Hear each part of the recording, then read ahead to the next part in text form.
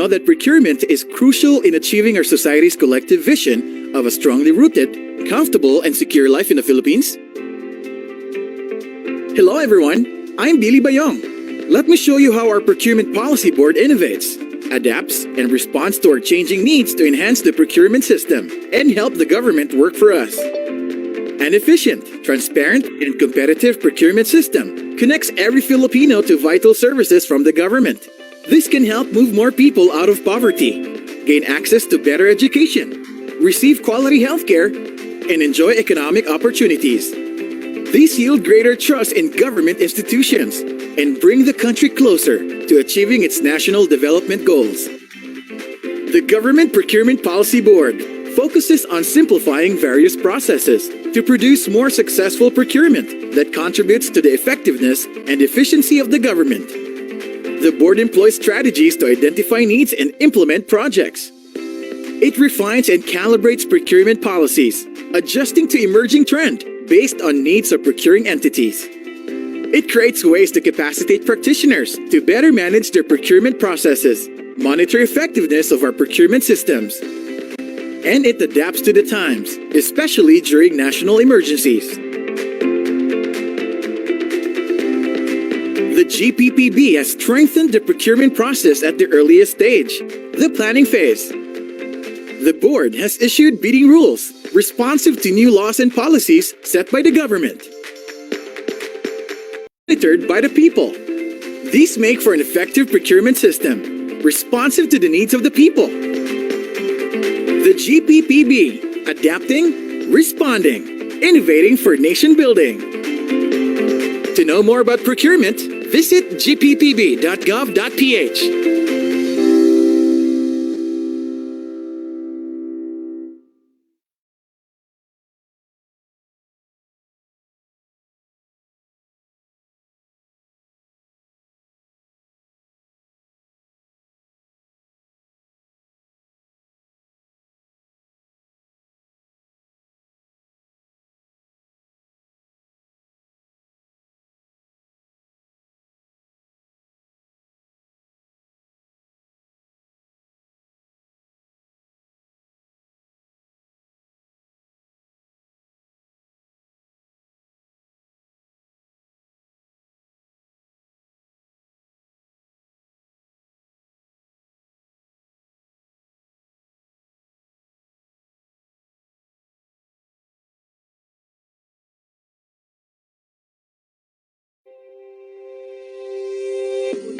The Philippines is going to buy green. Our government is taking the lead.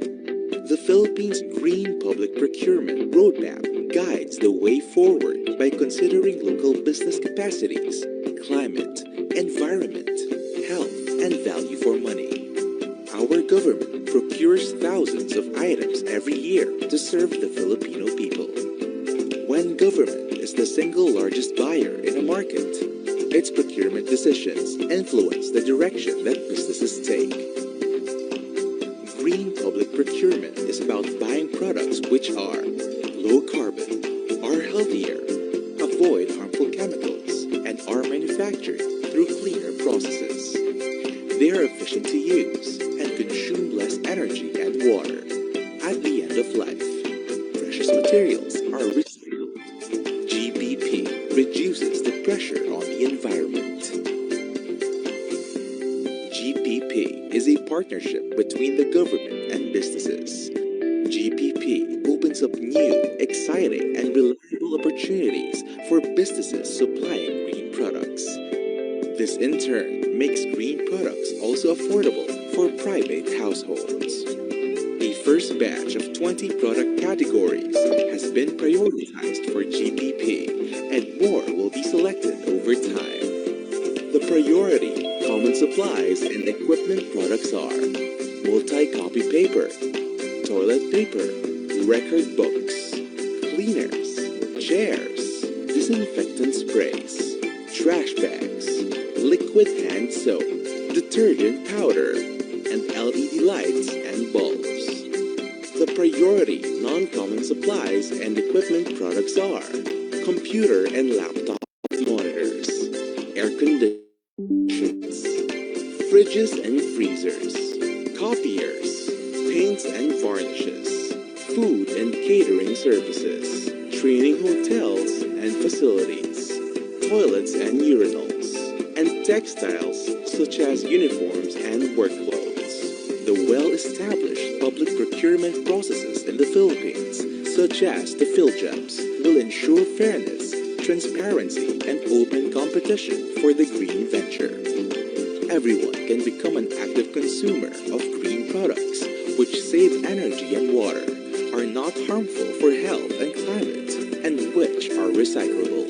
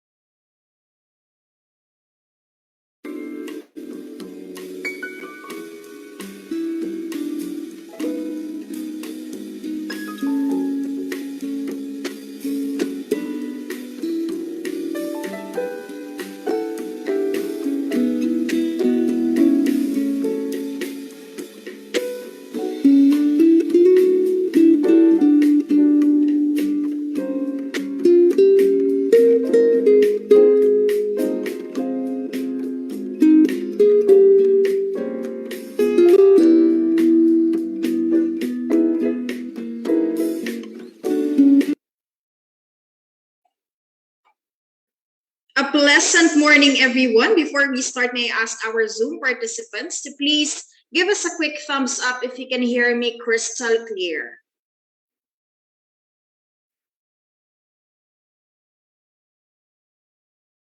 Wonderful. Thank you very much for your responses and welcome to the 9th batch of the online training for the municipal local government units on Government Procurement Reform Act, or the Republic Act number 9184 and its 2016 revised implementing rules and regulations, brought to you by none other than, of course, the Government Procurement Policy Board Technical Support Office. This is Monica Marisa Dia of the Capacity Development Division, and I will be your facilitator for this entire virtual learning session. Now, to get a fruitful and productive learning experience out of this session, allow me to discuss our house etiquette and requirements. First, please change your name using the required format, and that is your MLGU name, underscore your full name for us to properly identify and monitor your attendance to this virtual event. In order to maintain clarity and to be able to properly manage the time, microphones shall be muted throughout the entire session.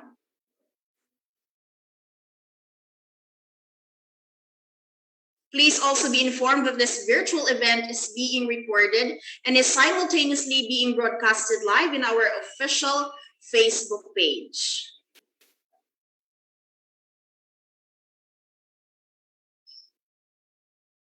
For questions, kindly use our Zoom chat box. For our Facebook Live viewers, you may also send in your questions through the Facebook Live comments section. Please note that the participants may start dropping their questions while the learning session is ongoing. Please also be advised that participants shall be asked to answer series of knowledge check questions through the Zoom polling feature. To commemorate this virtual event, participants shall likewise be asked for a group photo towards the end of the program.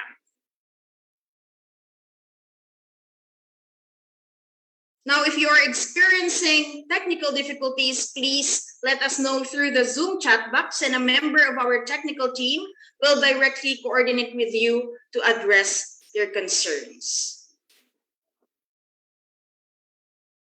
To effectively monitor your attendance all throughout the duration of this virtual event, we would also like to request our Zoom participants to please accomplish the participants' daily attendance sheet through the Google Forms and the activity evaluation forms through the GPPBTSO online training management system.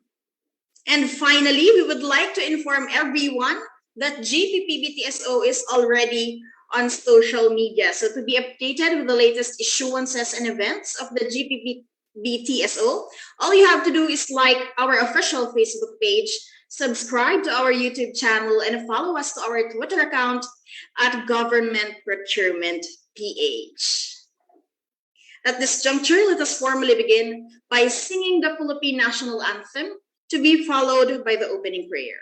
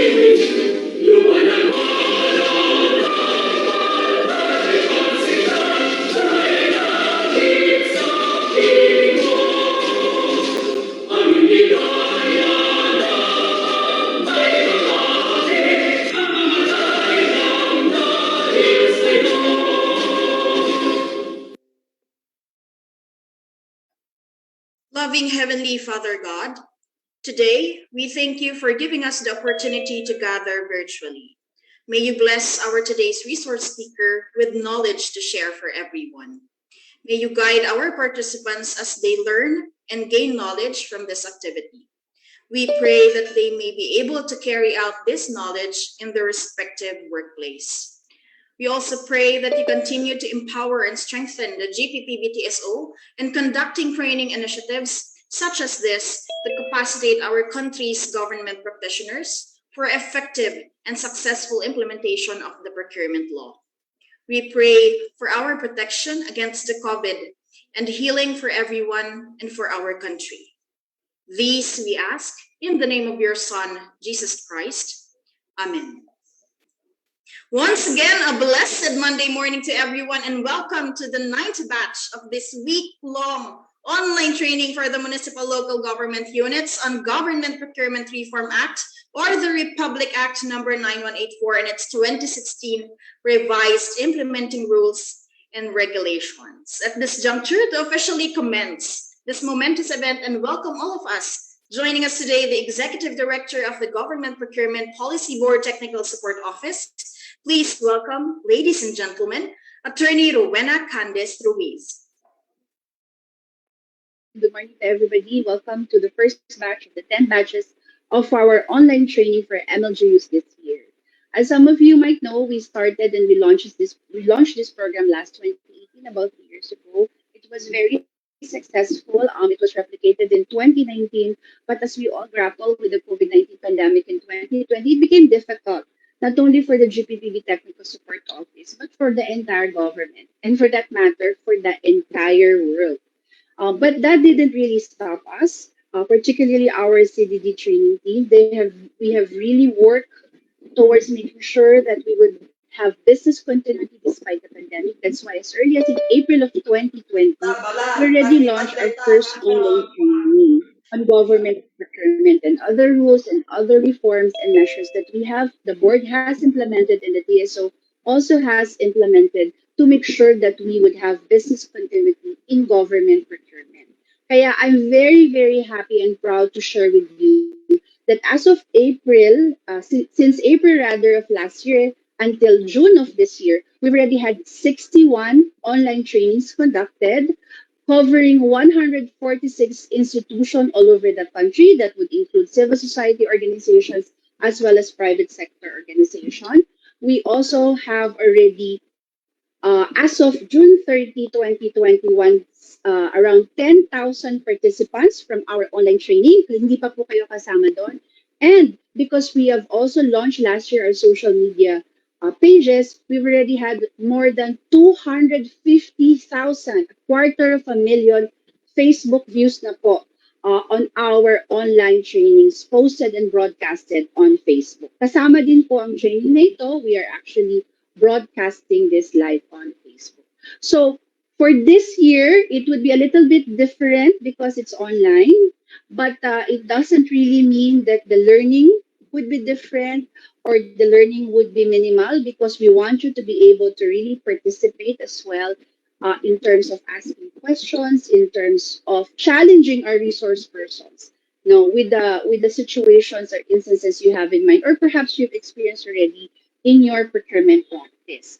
But what I think would make this year very, very important and critical for MLG use, particularly, is not just because this is going to be online, but because we are all anticipating and preparing for the implementation of the Mandanas ruling. As more government, national government functionalities are devolved to the local government units, particularly to the municipalities, I think it's very imperative for us here at the GPPB Technical Support Office to be there with you, to be able to provide all of the needed support, particularly on capacity development. That's why we have curated all of the sessions for this program so that we can go back to basic, the fundamentals of government procurement, the principles, the important uh, concepts, the processes of bidding, uh, whether it's public bidding, alternative modes, but most importantly, I think what's important is for you to be updated on the many reforms that we have since implemented at the start of this pandemic, which we feel and which we have been listening to our procurement practitioners, which we feel would help, and we would support all of our practitioners in your procurement undertaking. So with that, I wish you all a very exciting week ahead, not only for today, but the rest of the session. So with that, thank you so much again, and have a great, meaningful week ahead, meaningful week of learning, excitement in learning more about government procurement. All right, thank you very much. Again, that was Executive Director Rowena Candice Ruiz. Now, with the goal of capacitating MLGUs nationwide, the GPPB designed this online training on government procurement to apprise the MLGUs in the Philippines, which shall immensely enhance the accountability of public procurement practitioners and improve the efficiency in the delivery of public service in the municipal level. And to make this virtual event extra special, let us all watch a short inspirational message from the National President of the League of Municipalities of the Philippines, Mayor Luis Chavit Singson, to be delivered by the Executive Director of the League of Municipalities of the Philippines, Executive Director Andrea Loriaga. Magandang umaga po sa lahat na nasa training ng GPPB. Hayaan niyo po akong basahin ang mensahe ng aming National President na si Mayor Luis Chavit Singson. Muli, isang magandang umaga sa lahat.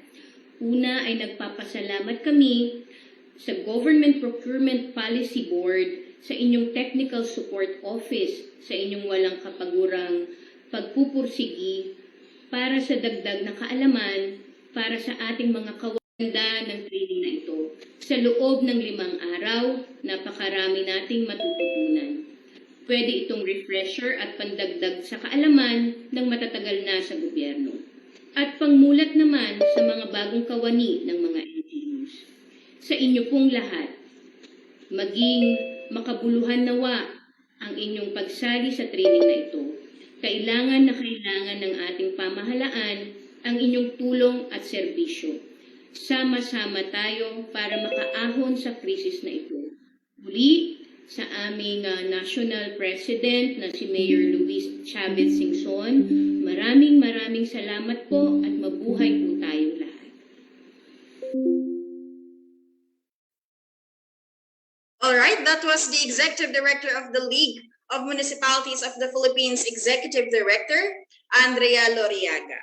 At this point, before we proceed to the lecture proper, we would like to extend our gratitude this early to all of our official Zoom participants by giving special tokens to 2 early bird participants starting today until Friday. We'd also like to advise po our participants that you can only win or be selected once. So kung halimbawa pong kayo participants, locate your name in the participants list, click more, and then click rename. Now, if you need further assistance po, just feel free to ping us or chat us away, as our event secretariat are more than willing to assist us all. All right, so for the day, with the help of our technical team verified and validated, we would like to give our special token to our first early bird participant from the Municipality of Sapian, Capiz, Mr. Arnold O. Villarreal. Congratulations po. And to our second virtual clap. And to our second early bird participant from Municipality of Burdeos, Miss Jade Bonaobra. Congratulations po, Ma'am and Sir. I'll coordinate with you on how you may claim our special tokens within the course of our program. We would also like to recognize the presence of Mayor Alicia Mori of LGU Caraga. Welcome po sa ating pong virtual event, Mayor, and thank you very much po for joining us today. All right, so at this point, before we jump to the actual meat of our online event, let me just have a quick overview of the program of activities that is specifically designed for this week-long online training exclusive for the municipal local government units nationwide.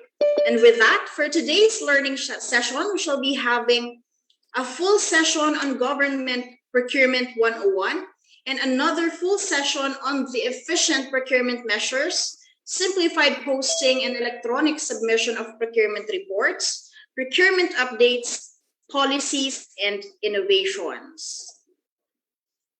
Now for day 2, we shall be having a full session on procurement planning and budget linkage, including early procurement activities. For day 3, we shall be having a full session on standard bidding procedures for goods, infrastructure projects, and consulting services. For day 4, we shall be having our full session on alternative methods of procurement. While for the 5th and last day, we shall be having 2 full sessions on protest mechanisms and remedies and on blacklisting guidelines, respectively. Wow, I hope that makes everyone excited because we shall be having 7 full sessions in store for all of us. Also, I would like to have a quick shout out po to our viewers in our Facebook live streaming. Magandang umaga po sa inyong lahat and welcome to this online training. You may also participate po through our Facebook live comment section and we will very much be glad to also know your thoughts po for today and hopefully in the coming days as well. Ayan. Now, as discussed earlier, we will be injecting knowledge check questions through the Zoom polling feature, and all we have to do po is to choose the appropriate answer in the pop-up poll that shall be flashed in our screens. And at this point po, let us have a quick, very quick lang po na trial session to test lang po kung lahat po tayo ay makakapag-cast ng kanilang mga sagot sa ating pong poll.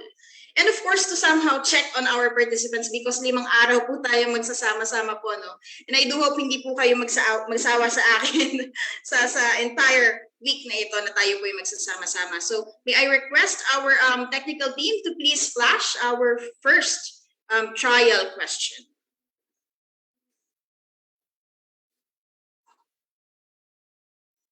Ayan, we would like to know po How are we feeling today? Are you good? Are you great? Or are you awesome?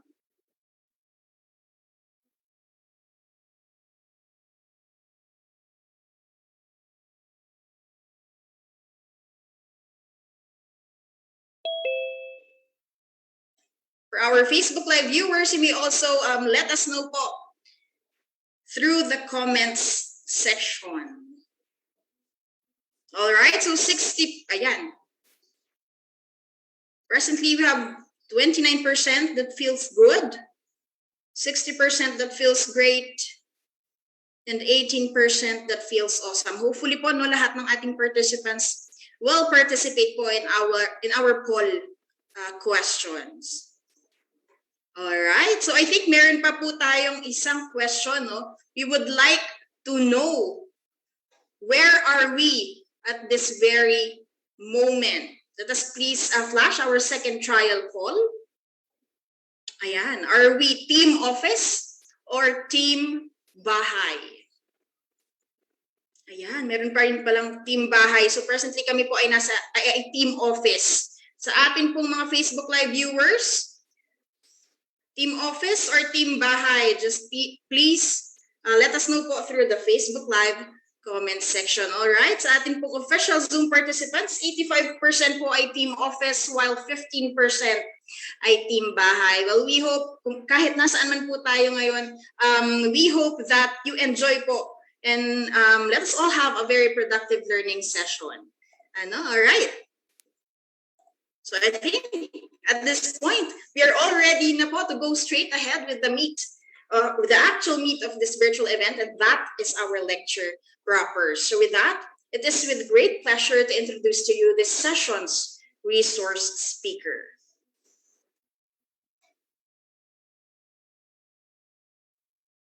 Our resource speaker is a graduate of Bachelor of Arts major in Political Science and a Bachelor of Laws, both at Western Mindanao State University, Zamboanga City. She has been in the government service for more than 18 years. In addition to her current functions, she serves as a member of the Technical Working Group for Goods and Services and as head of the Technical Working Group for Consulting Services of the Bids and Awards Committee. She is also the current head of the Shopping and Negotiated Procurement Committee at the Department of the Interior Local Government Central Office. From 2013 until 2017, she also served as the alternate member of the Government Policy Board, representing the Department of the Interior and Local Government. Joining us today, the Supervising Administrative Officer of General Services Division, Administrative Service of the Department of the Interior and Local Government Central Office, and a GPPB recognized speaker. Please welcome Ms. Leslie Canyafranca.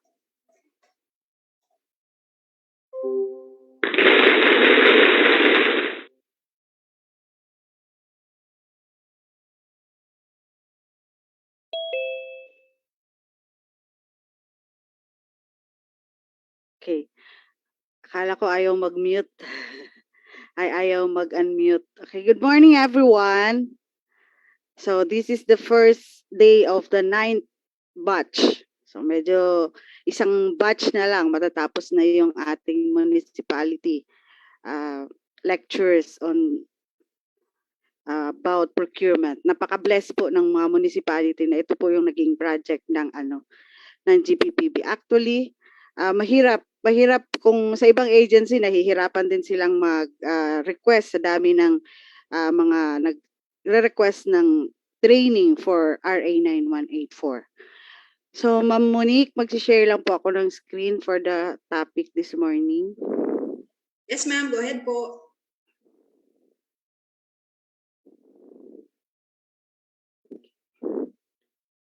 Malinaw po ba, ma'am?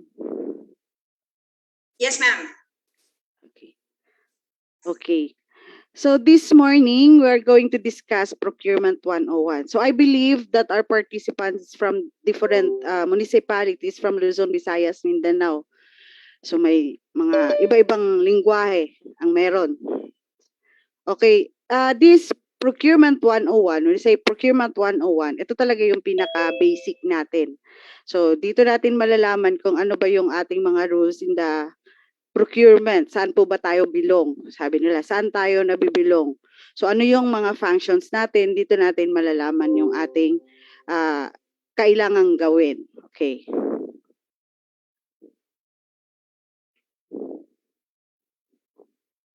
So, for our module or our objectives this morning or this topic, at the end of the module, participants should develop broader knowledge on the major concept of the government procurement activities and processes. Another one is acquired knowledge on how to ensure effective, efficient, and ethical government procurement operations in their respective areas of responsibilities. And the last one is gathered uniform interpretation of RA 9184 and its 2016 IRR. Kasi nga po, maraming interpretation na iba-iba ang pag-i-interpret ng in every procurement practitioner, iba-iba yung interpretation on RA 9184 and 2016 IRR. Kaya po talagang ang GPPB nagkakandak sila ng training para po makita natin na isa lang po yung objective natin at isa lang po yung ating dapat interpretation for RA 9184.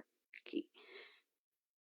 For the outline that we're going to discuss this morning, we have 7. The Philippine Government Procurement Laws, then and now. So ito yung history of the procurement, kung paano tayo nakakome up with RA 9184 and its IRR. The Government Procurement Policy Board and its Technical Support Office. So we're going to discuss here the functions of the GPPB and the Technical Support Office. Iko-correct ko lang pala yung kanina, hindi po ako alternate member ng Government Procurement Policy Board, but sa TWG po, Technical Working Group lang. And then the principles of public procurement, the key concepts on government procurement, scope and application of Republic Act 9184, its revised IRR, procurement organization. So dito sa procurement organization, dito natin malalaman kung saan tayo, kung ano yung mga functions natin. And the legal indemnification package for bids and awards committee and support staff. Okay. So let's start with the Philippine procurement laws.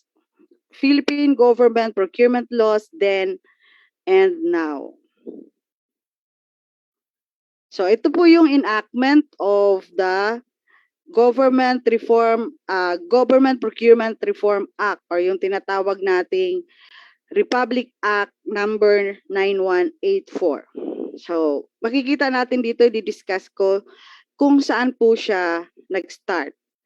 So before the enactment of the GPRA, meron na tayong mga iba't ibang mga executive orders, memorandum circulars, administrative issuances.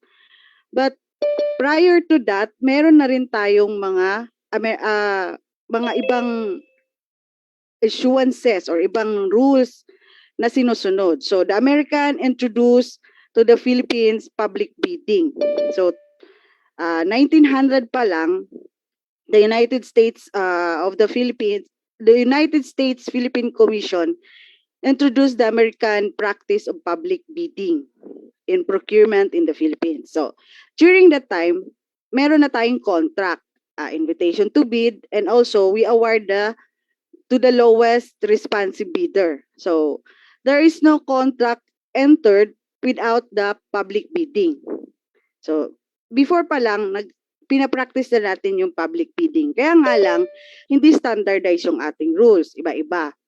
Ang 1917 Procurement and Supply Law naman ang pinasa. So, ito yung Administrative Code of the Philippines were enacted to cover the procurement of supplies. 1978, ito naman po yung Presidential Decree number 1594 for the procurement of civil works.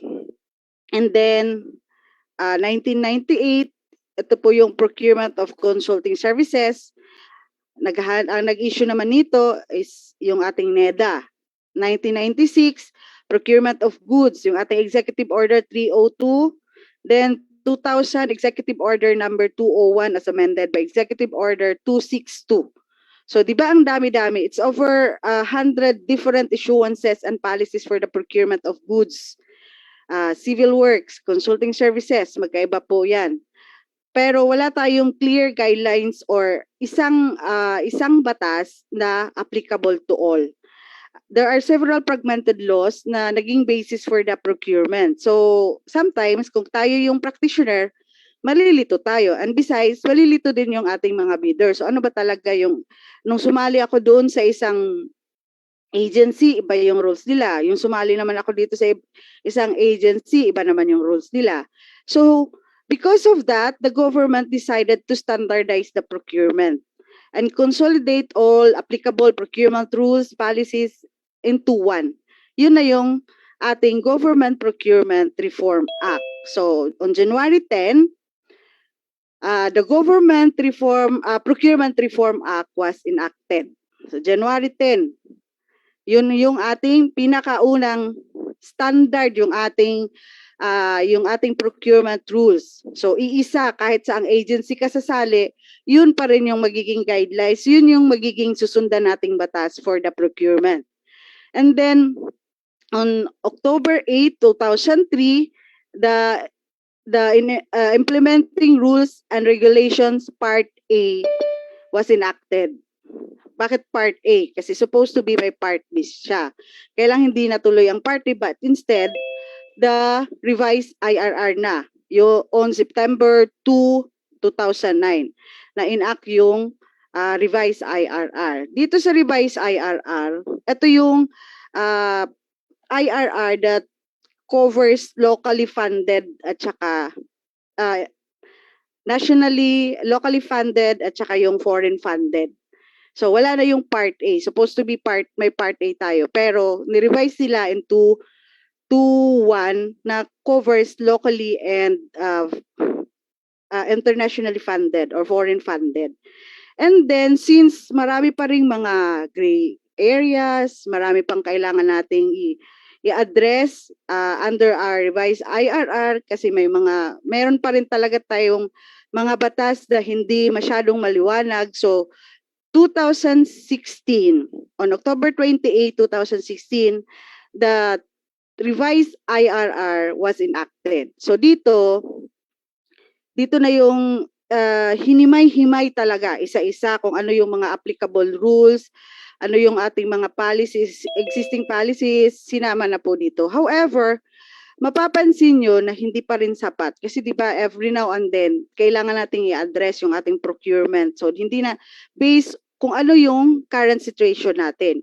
Kaya yung GPPB patuloy pa rin na ina-address yung ating mga kailangan on the procurement. That's why kung mapapansin nyo, marami pong mga issuances through a resolution and GPPB resolutions and circulars.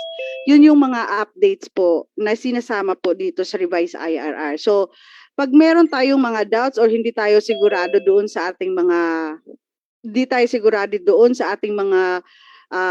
questions or sa ating pag-rule or pag-decide on the procurement, then pwede naman tayong bumisita doon sa website ng ating GPPB. Marami po tayong mariresearch doon. Okay? So, the next one, yun po yung history. So, yung GPRA natin, January 10, 2003. Yung Part A ng IRR natin, October 8, 2003, revised IRR, September 2009, and the revised 2016. Ang tawag dito sa last IRR natin is 2016 revised IRR. So, yan na po yung existing nating ginagamit ngayon. Okay.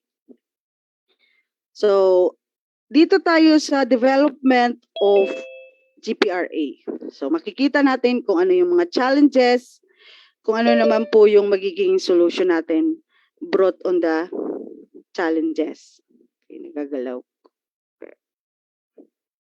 So, ano po ba yung unang challenge na makikita natin? Challenges. Number 1, confusion brought by fragmented legal system. Diba sabi ko nga kanina, kalat-kalat po yung ating mga rules, kalat-kalat yung ating mga batas, iba-ibang agency ang nag-i-issue. So, confusion caused by fragmented legal system. So, ano pong magiging natin dito? Solution na. Anong nagiging solution? So, as I have said a while ago, meron tayong over 100 fragmented issuances before. So, ang nagiging solution natin dito or to address this is the enactment of RA 9184. So, para mawala po yung confusion ng ating mga practitioner, nagkaroon tayo ng standard na rules for the procurement. That's the RA 9184 back up by its IRR. So, yun yung nagiging basis natin. Kung kalat-kalat before yung ating procurement, ngayon iisa na lang yung ating basis.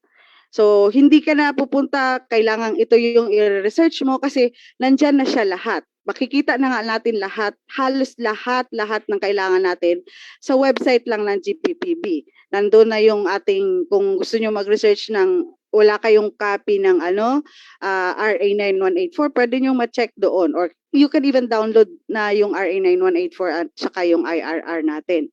And then second, the inconsistent policies, rules, and regulations due to lack of standard. So, due to lack of standard, bakit ba natin masasabi na there is inconsistency?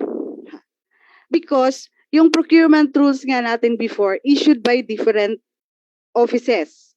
Yung sinabi ko kanina, yung sa ating consultancy, NEDA ang nag-issue. Of course, pag sinabi natin civil work, nasa DPWH. So, iba-iba ang interpretation with the rules and policies. In order to address this is the creation of the Government Procurement Policy Board. Yung ating GPPB na nagkakandak ngayon or nag-host through TSO ng ating mga training. So, later we will discuss their functions, kung ano yung mga functions ng ating GPPB, yung ating board, at saka yung TSO. So, not only the enactment of RA 9184, but also the creation of the GPPB, which has the mandate to formulate guidelines and policy standards sa ating procurement rules. Ano pa? Lack of transparency. So, to address this, meron na tayong PhilJeps, kung saan doon tayo nagpo-post ng ating mga bid opportunities. Yung ating mga award nandoon. So kung kailangan naman natin, meron tayong procurement na hindi natin masyadong kabisado yung ating mga technical specifications, pwede din tayong tumingin doon sa mga awarded. Tingnan natin kung pwede bang applicable ba sa atin ito. So pwede rin tayo, meron din tayong procuring entity websites. Doon tayo magpo-post. Meron din tayong conspicuous places. So para po ma-address yung ating transparency. So, yan po ang pinaka-solution dyan is the creation of the Philippine Government Electronic Procurement System. So, yung ating website and conspicuous places plus yung social media ngayon, which is pwede rin tayo magpo-post doon pag we have an account. But for the executive department, mandatory na po nakasama doon. But for the local, it's up for you kung i-follow nyo, kung magpo-post kayo sa social media. Malaking tulong din yun. And then lack of check and balances. To address this is the participation ng ating mga civil society. So yung ating mga observers, diba? During the procurement in any stage, yung ating opening, ating pre-bid, post-qua, evaluation, nag-i-invite po tayo ng observers para po to see to it that the procuring entity or the back following the rules and regulations, the procurement during the procurement stages. So yan po yung ating mga challenges for the procurement and mga solution of the challenges. Okay. Next one is, ano po ba yung purpose ng GPRA? Meron tayong tatlo. So, purpose of GPRA. If you will read the title of RA 9184, this is an act providing the modernization standardization and regulation of the procurement activities of the government. So, yung purpose niya is to standardize, modernize, and regulate. So, standardize, when we say standardize, because ang ating procurement rules and regulations, regardless kung saang agency ka sasali or regardless kung anong agency, pareho na. Wala tayong pinagkaiba. So, porket LGU ako, hindi ko na ma-apply kung ano yung rules ng national agency. Pareho lang tayo ng basihan, the RA 9184 and its IRR at saka yung mga issuances ng GPPB. Maaring may medyo kaibahan for the LGUs, pero the general rule is yun pa rin yung ating basis for the procurement. Modernized because nandyan na po yung ating PhilJEP's website, yung ating GPPB website, wherein you can research kung ano po yung mga bagong issuances in crafting your technical specifications, or kung meron kayong i-decide, pwede kayong, or medyo kayo nalilito doon sa issue, pwede nyo titingnan doon sa GPPB website. Regulate, kasi may nakamonitor na po sa atin. At yan po yung ating GPPB through its TSO. Kaya po tayo nagsasubmit sa kanila ng ating APP, yung ating PMR, at saka yung ating APCPI para ma-check po kung efficient or effective po ba yung ating procurement sa ating procuring entity. Okay. Ma'am Monique, back to you for the knowledge check. All right, thank you very much, ma'am. Now, as discussed earlier po, we will be flashing series of knowledge check questions through the Zoom polling feature, and all we have to do again is choose the appropriate answer in the pop-up poll that shall be flashed in our screens. All right, so may I request our technical team to please flash our first knowledge check question. And the question is, when was GPRA enacted?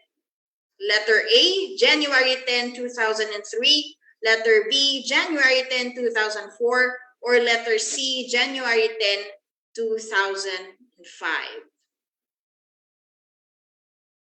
Again, for our Facebook Live viewers, you may also join us po by dropping your answers through the Facebook Live comment section. And shout out as well to Sir Ruben Espabo from Municipal, from LGU Libungan. All right, sir, we hope to have you po as our official participant in our 10th and final batch next week po, no? Because registration is still open for those interested to join, exclusive of course, to municipal local government units. All you have to do po is to register through the link that is pinned or shall be pinned in our Facebook Live comments section. But just the same, we thank you very much, sir, for joining us today through our Facebook Live streaming. All right, so I think we already have the majority, ma'am. Majority of our participants, Zoom participants, answered letter A. That's 93%, ma'am, of our participants, and 7% answered B. Let's see, ma'am, kung ano po talaga ang correct. Okay, congratulations to those answer letter A. The correct answer is January 10, 2003. Yun po yung pinakauna doon sa makikita nyo sa slide natin. Enactment of GPRA is October 10, 2003. Okay, Ma'am Monique. All right, thank you very much, ma'am. We may now proceed with our lecture proper. Okay, thank you. Okay. We'll discuss next is the Government Procurement Policy Board and its Technical Support Office. So i-discuss natin dito kung sino-sino yung mga members ng board at saka kung ano po yung function ng board. So sino-sino po ba yung mga member ng ating GPPB, the Government Procurement Policy Board? Ang mga members po ng ating GPPB are the secretaries from different executive department. So, meron din tayong private sector. Yung ating chairman, the Secretary of the Department of Budget and Management. So, yung ating alternate chairman naman is the Director General of NEDA. Yung ating 12 members members from the secretaries of the following, yung nandiyan yung ating DPWH, yung ating DTI, DOH, DND, DepEd, DOF, DILG, yung ating DOST, ano pa ba, DOTR, DOE, and the making body. So, as a policy making body, they will undertake the amendment of the implementing rules and regulations of RA 9184. Sila po yung gumagawa noon, yung ating GPPB. So, na-experience ko din nung mag-amend ng 2016 IRR, as in talagang discussion to the max. So, maraming focus group discussion ang ginawa from different agencies, yung mga concerns para po ma-address. Ito yung tinatawag nilang quasi-legislative function. So, merong question, can the GPPB rule over the actual controversies of the procuring entity? Pwede ba silang mag-rule? Kasi usually, pag nagka-problema yung procuring entity, hindi mawawala sa atin, nahingi ng tulong sa GPPB, right? So, ang ginagawa natin usually pag nag-ongoing yung public bidding natin or nag-break tayo kasi may issue tayo, may controversy tayo, tatawag tayo sa pwede ba itong gagawin? The answer is no. The GPPB has no jurisdiction to rule over actual controversy. Pwede siguro silang magbigay ng idea, but they cannot rule over the actual controversies with regards to the conduct of bidding of the procuring entity. Kasi wala po silang quasi-judicial function. Ang meron lang sila is yung quasi-legislative function. So, dapat pag may mga ganyang issue, prerogative po yan ng BAC, ng procuring entity, kung ano po yung magiging decision nila. Considering na sila naman po talaga ang sila yung may best position to determine the details of the project. Kasi project nga nila yon, sila po yung nakakaalam doon. Okay. Another quasi-legislative function of the GPPB is to prepare generic procurement manual and standard bidding forms. So yung ating mga ginagamit na bidding forms, sila po yung nagde-draft nun. Yung mga generic procurement manual na ginagamit natin, sa kanila din, sila din yung gumagawa. Of course, through the help of the TSO. So yung makikita nating mga forms, iba't ibang forms, pag hindi tayo sigurado sa form natin, punta tayo sa GPPB website para mag-download tayo ng form. Another one is the capacity development. So, establish a sustainable training program. Isa po yan sa function ng GPPB to establish kahit nagle-lecture ka na, kahit marami ka nang alam, sa matagal ka na sa back, yung sabi, may mga agency nga, minsan na-lecturean ko yung mga chairman nila, umaabot na ng mga 25 years na naging chairman, pero still, from time to time, may mga updates po na ini-issue yung ating GPPB. That's why, nagkakandak po ng training. So, also, it was mandated in Section 16 of the revised IRR, 2016 IRR, that within 6 months upon the designation, yung ating BAC Secretariat and TWG members should have satisfactorily completed such training.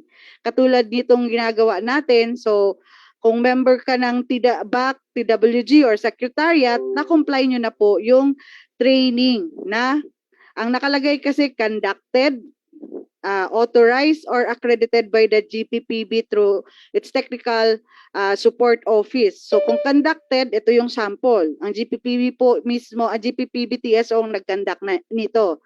Authorized, yung ating mga nire-request, yung mga agency natin or yung ating procuring entity, nagre-request po tayo sa GPPB para mag-conduct ng training, and binibigyan po tayo, nanggagaling sa kanila yung mga magle-lecture sa atin. Meaning, pag authorized or accredited by GPPB through its TSO, ang ibibigay na trainer is accredited GPPB trainer. Kasi pag hindi po natin mako-comply yung Section 16 of the revised IRR.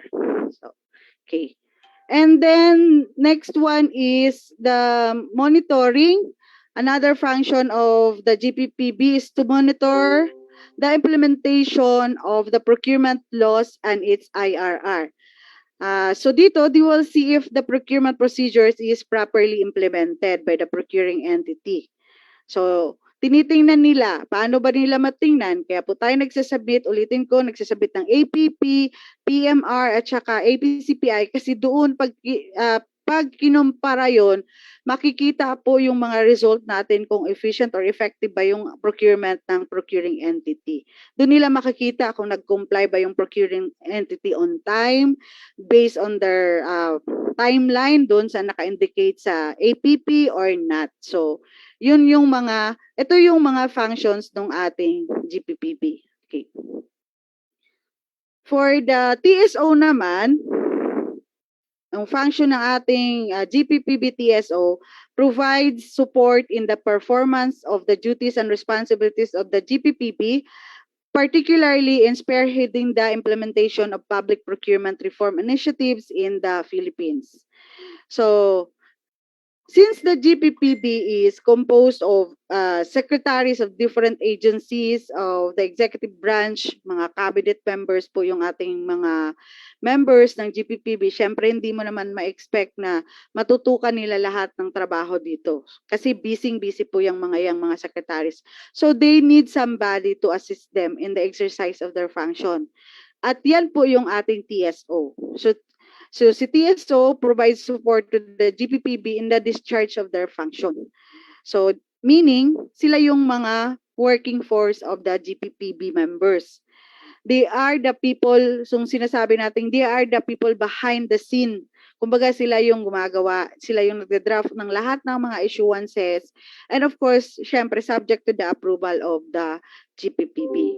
Lahat po yung ginagawa naman ng GPPB TSO is subject for the approval of the GPPB. So, lahat po yung ginagawa nila, ipipresent po nila yon during the board meeting, ipipresent po nila isa-isa po yon doon sa members of the GPPB for approval or kung meron mang revision, kung ano po yung instruction ng board. Okay. So, ito yung mga functions of the GPPB TSO. Kung isa-isahin natin, development of the standard bidding procurements and forms. So, yung ating mga ginagamit na forms, sila yung nagde-draft niyan. Para makita natin na tama yung ating form na ginagamit, doon tayo mag-download sa website ng GPPB. Yung ating APP, yung ating PMR, yung ating APCPI, and other forms na ginagamit natin, yung ating mga certifications, etc., etc., marami po tayong mga forms na ginagamit na sila po ang gumagawa. Development of procurement manuals. So, sila din na nagda-draft nun. Policy recommendation and rule drafting. Evaluation of the government procurement system. Conduct training. Monitoring of compliance of procuring entity. Monitoring the effectiveness of the government electronic procurement system. Give secretariat support.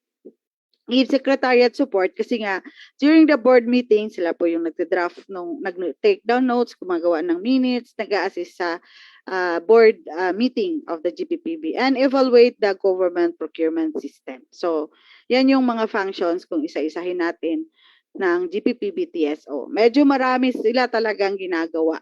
So, lalo na po yung pagkakandak ng training sa dami pong nagre-request. So, makikita nyo dito full full support, nandyan yung ating mga members ng CDD. Okay, for the GPPB and TSO websites, ito naman yung palagi ko binabanggit, lagi ko talagang paulit-ulit na babanggitin ito kasi pag once na malagi tayong pumupunta dito, marami tayong matutunan. So nandun yung GPPB online portal natin, nandun yung ating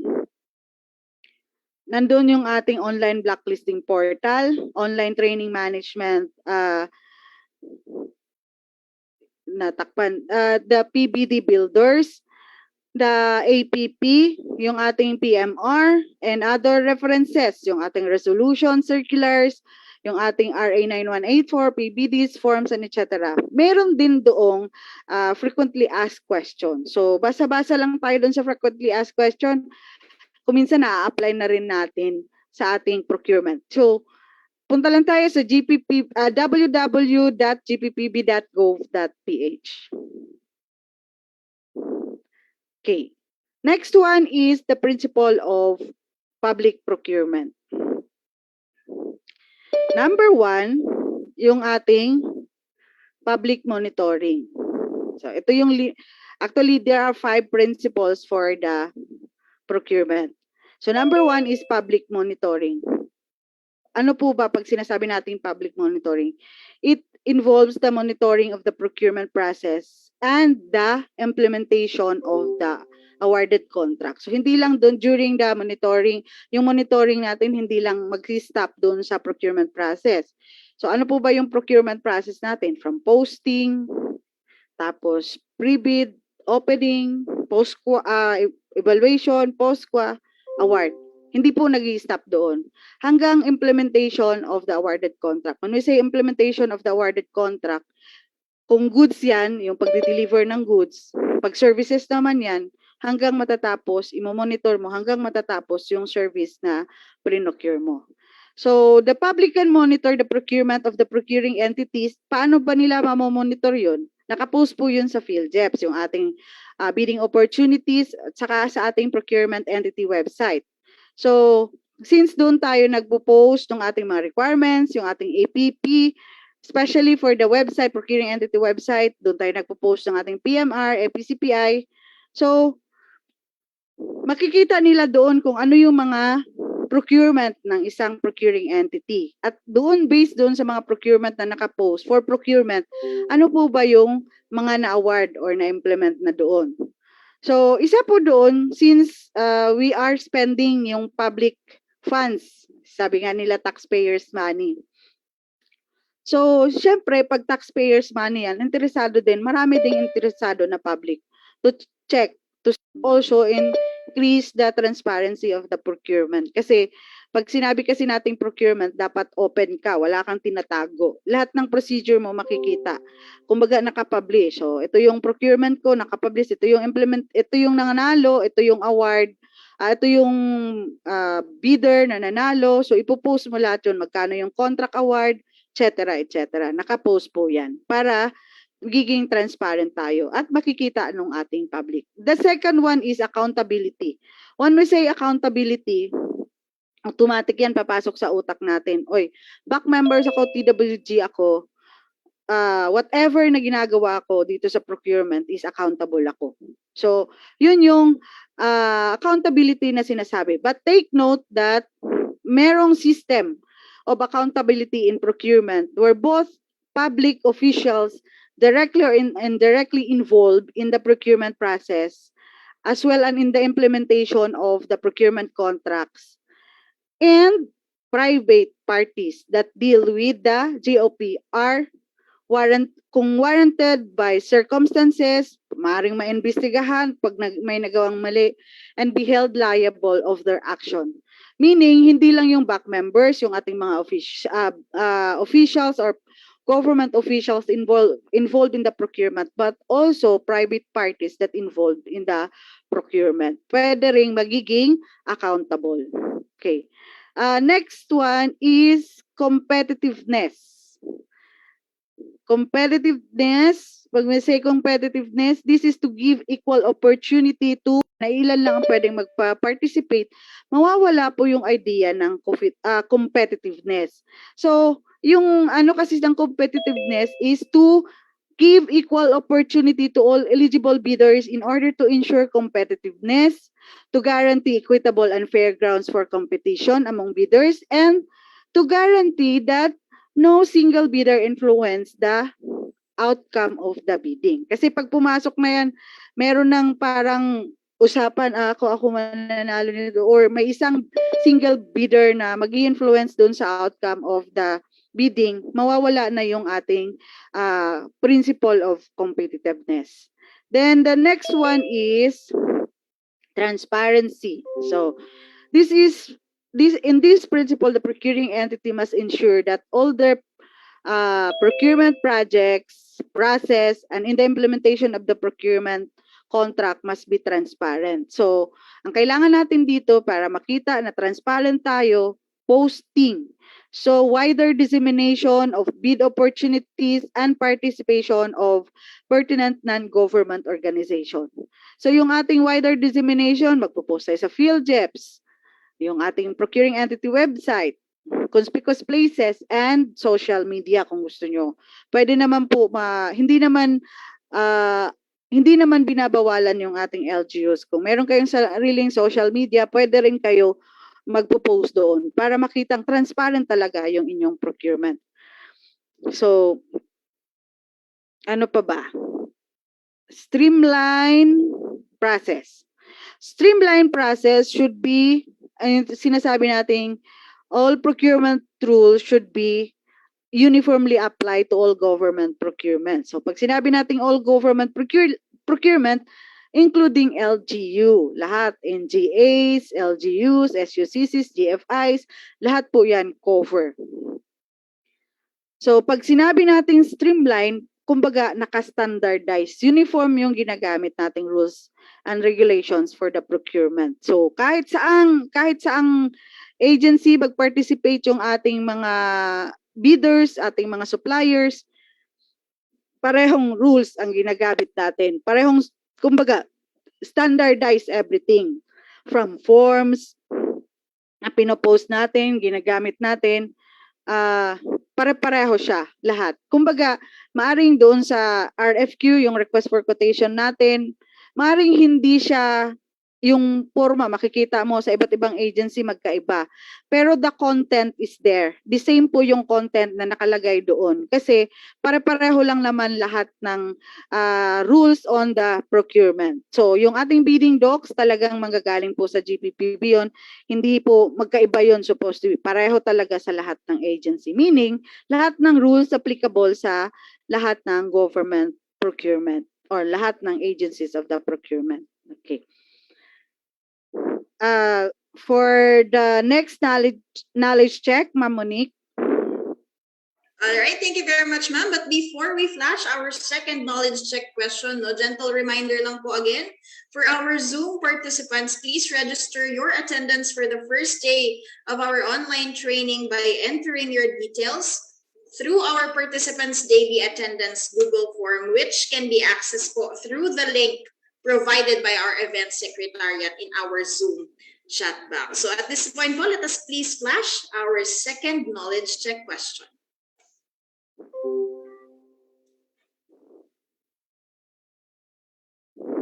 All right, the question is, GPPB TSO provides support in the performance of the duties and responsibilities of GPPB, particularly in spearheading the implementation of public procurement reform initiatives in the Philippines. Is this true or false?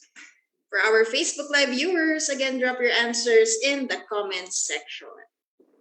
Ayan, shout out po again to Sir Randy Asotes from LGU San Isidro, Northern Samar. So if you would like to join us po in our final batch, you may register po through the link that is pinned in our Facebook Live comments section. All right. 53% po participated through our Zoom polling feature. I hope everyone po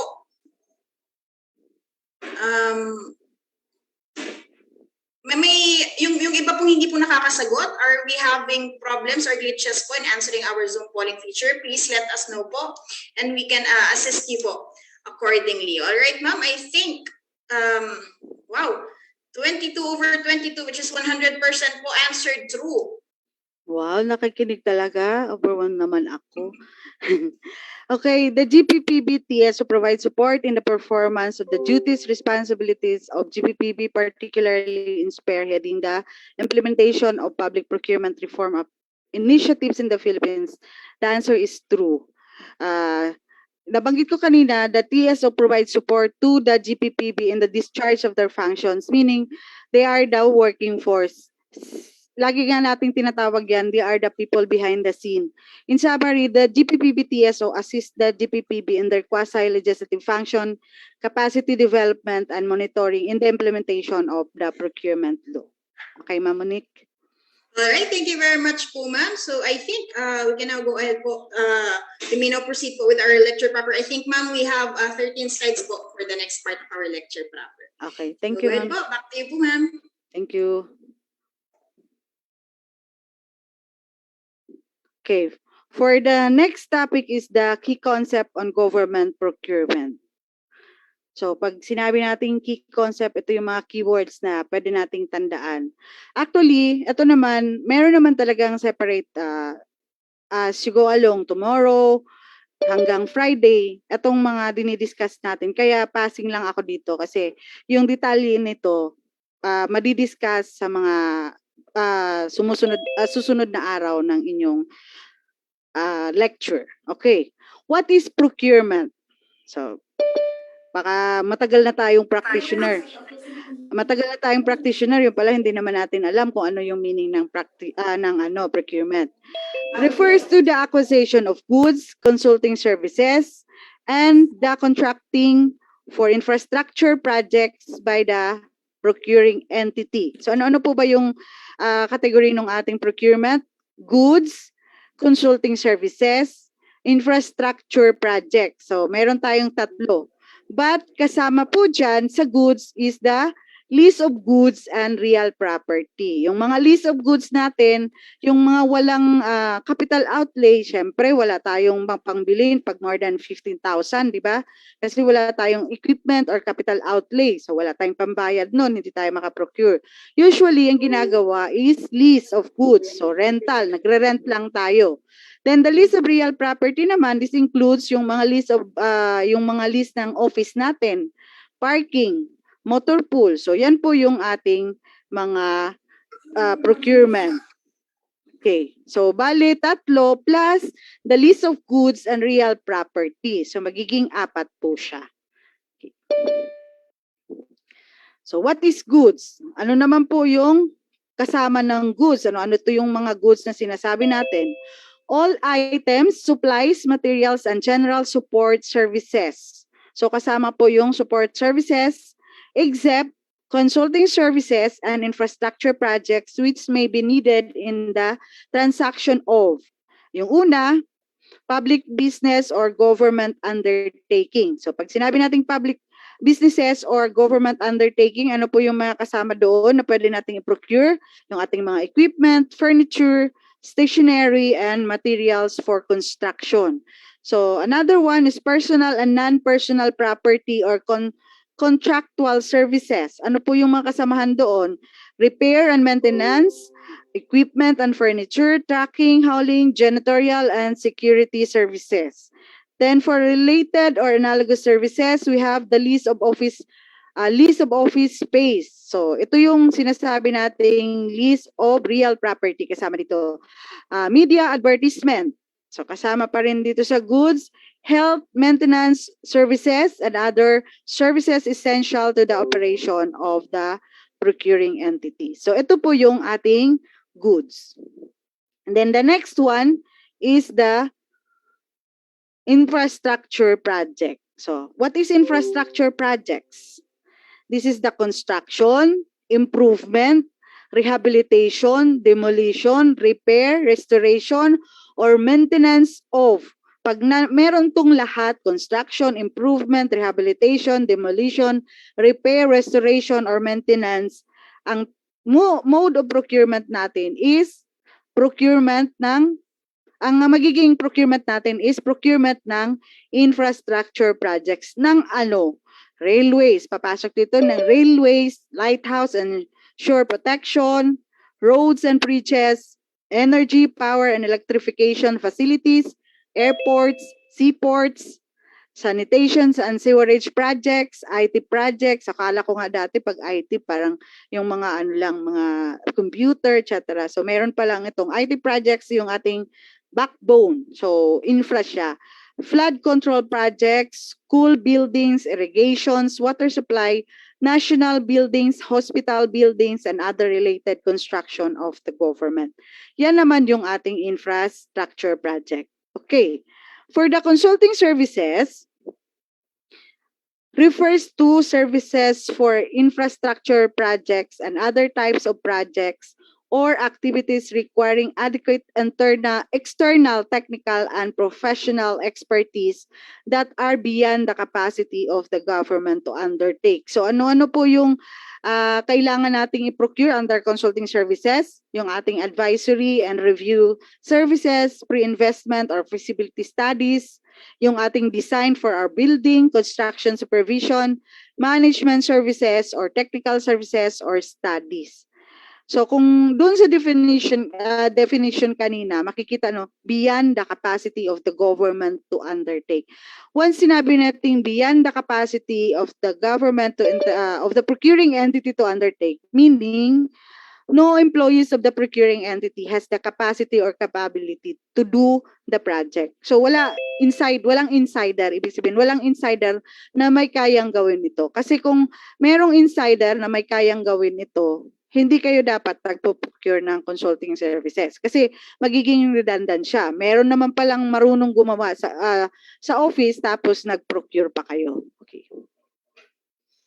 And then for the key concept on government procurement, makikita natin ito yung usual na ginagamit natin. So, strengthen competitive bidding. So, meron tayong competitive bidding because competitive bidding is our general rule ng ating mode of procurement. All procurement shall be done. Ano nakalagay doon sa section 10? All procurement shall be done through competitive bidding. Ang exception to the rule mo is the alternative methods of procurement. So, take note that ang general rule natin talagang competitive bidding or yung ating public bidding. Exception lang po yung ating alternative methods of procurement. So, wag exemption siya, allowed lang siya in highly exceptional cases to promote economy and efficiency and justified by the conditions specified in RA 9184 and its IRR. So, makikita nyo yan sa Annex H. Actually, meron sa Annex H yung mga justification na kailangan isubmit ng ating mga end user para po ang magiging mode of procurement natin is alternative. Hindi po siya automatic. And this will be discussed kung ano yung mga conditions during your lecture sa alternative methods of procurement. So, kung we are using small value procurement, shopping, kung ano po yung mga alternative methods, emergency cases, makinig po tayo maigi doon sa lecture for alternative methods of procurement. Kasi may mga conditions tayo na minsan nakakaligtaan natin that we have to comply first before tayo mag-proceed with our procurement. And then, ano pa po ba? Simplified eligibility checking. So, use of approved budget for the contract, yung tinatawag nating ABC as ceiling for the bid price. Pag sinabi natin ceiling for the bid price, ibig sabihin yung ABC natin, yung quote ng supplier or bidders natin hindi lalagpas doon sa ABC natin. So how to come up with ABC? By conducting market study or market analysis. Para naman po may basis yung ating ABC. Hindi lang yung titingin lang tayo sa langit, may ABC na agad tayo. Magkaiba yung ABC doon sa project amount. Kasi minsan nalilito po yung ating mga procuring entity or yung ating mga end user doon sa ABC. Ang nilalagay nila is yung project amount. So kung nilagay mo yung project amount, wala ka nang gagamitin na panggasto sa administrative cost. So saan ka kukuha ng mga supplies mo, pambili ng supplies mo para sa procurement mo? So wala nang matitira. Dapat ABC, iba yung ABC, iba yung project amount. And then use of transparent, objective, and non-discretionary yung ating ginagamit na pass and fail during the public bidding. Then the use of lowest calculated and responsive bid or highest rated and responsive bid to award the contract. Increase transparency in the procurement process. So, professionalization of procurement officials. So, yung within 6 months, dapat nagkakaroon na tayo or nagtitraining na tayo ng procurement through GPPB TSO. And the inclusion of penal civil liabilities to strengthen the accountability of the officials involved in the procurement. So, yan po yung ating mga key concept. So, ano naman yung ating mga procurement methods? As a general rule, ulitin ko, competitive bidding or public bidding, and then the exception is the alternative methods of procurement. We have actually 5 alternative methods of procurement: the limited source bidding, direct contracting, repeat order, shopping, and negotiated procurement. However, under procurement, negotiated procurement, meron pa yung anak na baka akala nyo ito lang i-discuss sa alternative. Meron pa yung negotiated procurement, may anak yan na 14 alternative methods of procurement. Okay. So, and next is, kasi sinabi ko kanina, although na-discuss ko na kanina, alternative methods of procurement is an exception. So allowed lang siya in highly exceptional cases promote economy and efficiency. Meaning, dun sa justification ninyo, makikita na ang pinopromote niya economy and efficiency as to favorable sa atin as to the economy. So, favorable sa atin. Efficiency, mabilis ang pag-procure natin at kailangan nating mabilis. At bakit? Yun yung mga nakalagay doon sa ating mga justification dapat bago natin gamit yung ating alternative methods of procurement. Okay. Ito naman yung flow ng ating bidding process for goods and infrastructure project. So, itong flow na to, i-discuss po ito isa-isa kung ano yung purpose ng advertisement, ano yung purpose ng pre-bid conference, doon po sa lecture ninyo. At third day siguro yung lecture nito. And then, ito siya, mag-start tayo pre-procurement conference. Ang pre-procurement conference ba, sino-sino yung mga participants natin dito. So, malalaman natin yan isa-isa sa next lecture. So, advertisement and posting requirements, pre-bid conference, submission, bid submission, opening of technical proposal, and opening of financial. So, pag napapansin nyo, isang box lang siya. Usually, kasi kaya siya naka-isang box because ginagawa lang ito sa isang araw. So, kung ang deadline of submission mo, 1:30 today, ang opening mo rin is 1:30 today or 2 o'clock today. So, yun ang nangyayari. Unless merong mga circumstances na hindi maiiwasan, nagmo-move ka ng opening. Then, bid evaluation, post-qualification, and contract award. And ang next naman is the consulting services. So, may kaibahan lang medyo yung consulting services kasi may eligibility and shortlisting. Bago ka mag-start with the pre-bid conference, tsaka bid submission, opening of bids, may bid evaluation. So, whether QBE or QCBE ang gagamitin, post-qualification at the same time, may negotiation bago mag-post-qualify and contract award.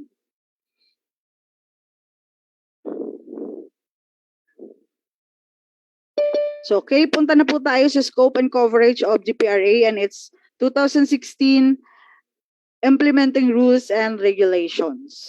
So, ano po ba yung scope? Ano po ba yung mga scope and coverage for GPRA? So, cover po dito yung ating national government. Ano po ba yung basis natin dito? Yung section 4 natin of RA 9184. Ito yung coverage, scope and coverage natin. So, ano po yung mga cover na agency? So, lahat. Makikita nyo nandyan.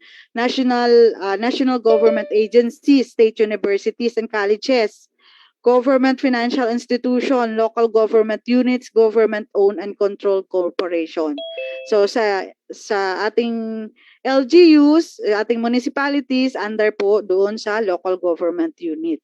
Also cover po dito yung treaty or international or executive agreement and foreign funded procurement competitive bidding unless meron pong naka-indicate doon sa international agreement or sa agreement na pinipirmahan natin na hindi RA 9184 ang gagamitin. So pag yun, kung ano yung naka-indicate dun sa agreement, yun po yung rules or procurement rules na gagamitin. In the absence of that, ang gagamitin natin automatic is the RA 9184. Okay.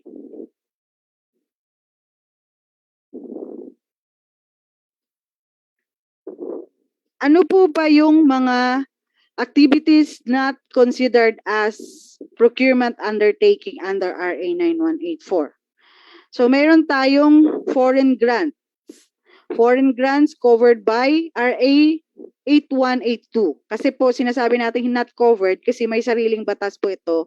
So, kung foreign grants under RA 8182 as amended by RA 8555. Then, the acquisition of real property which shall be governed by RA 10752 and yung ating PPP, yung Public-Private Projects covered by RA 6957 as amended by 7718. So ano pa? Aside from that, yung foreign grant natin, yun yung ODA. So ano pa ba? Direct financial or material assistance given to beneficiaries. So ano po ba yung mga financial and material assistance binibigay natin? Well, this financial and material assistance Usually, ang nagbibigay nito, lalo na yung maraming nagbibigay dito, yung ating DSWD, DOH, yung ating CSO. Yun yung mga nagbibigay ng mga financial assistance.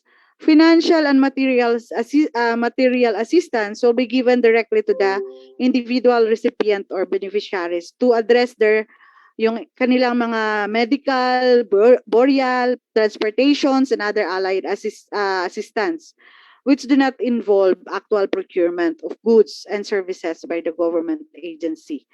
So, pag sinabi nating financial assistance, this refers to the actual cash or check, while material assistance naman 184. So, depende po sa situation, current situation, kung anong mode of procurement po yung gagamitin natin. Okay. And then, participation to both local, foreign scholarship, training, continuing education, conferences, seminars, or similar activities that are governed by the Commission on Audit, yung ating Commission, Civil Service Commission, and Department of Budget and Management Rules. So, yan po yung mga exempted po sa RA 9184. Okay, back to you, Ma'am Monique, for the knowledge check. All right, ma'am, we are down to our third knowledge check question. Now, ma'am, for this particular question po, may we request the participants to answer through the Zoom chat box po. Instead of the Zoom polling feature, sa Zoom chat box po tayo sasagot, because the first to correctly answer this particular questions via the Zoom chat box will receive, once again, a very special token from the GPPB TSO. But before we flash our question po, may we first remind again po our participants, Zoom participants, to please change your name using the required format, and that is again your LGU name _ your full name for you to qualify as our knowledge check winner, and of course for us to properly identify you din po as our winner. Kaya sa mga nakikita ko po, I can see meron pa rin pong mga participants po na kailangan pong baguhin ang ating pong Zoom name, because kung kayo po ay naunang sumagot ng tama but not in the correct Zoom name format, we will be selecting the next participant who answered correctly and with the correct Zoom name format. Sayang naman po. Alright, so now is your chance po to please change your Zoom name following the correct name format. Alright? Okay po? Ayan. So I think may I request our technical team to flash our third prized knowledge check question.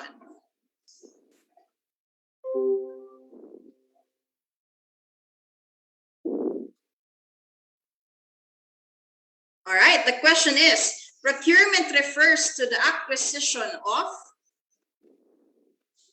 letter A, goods and infrastructure projects. Letter B, goods, infrastructure projects and consulting services. Letter C, goods, infrastructure projects, consulting services, and lease of goods in real estate.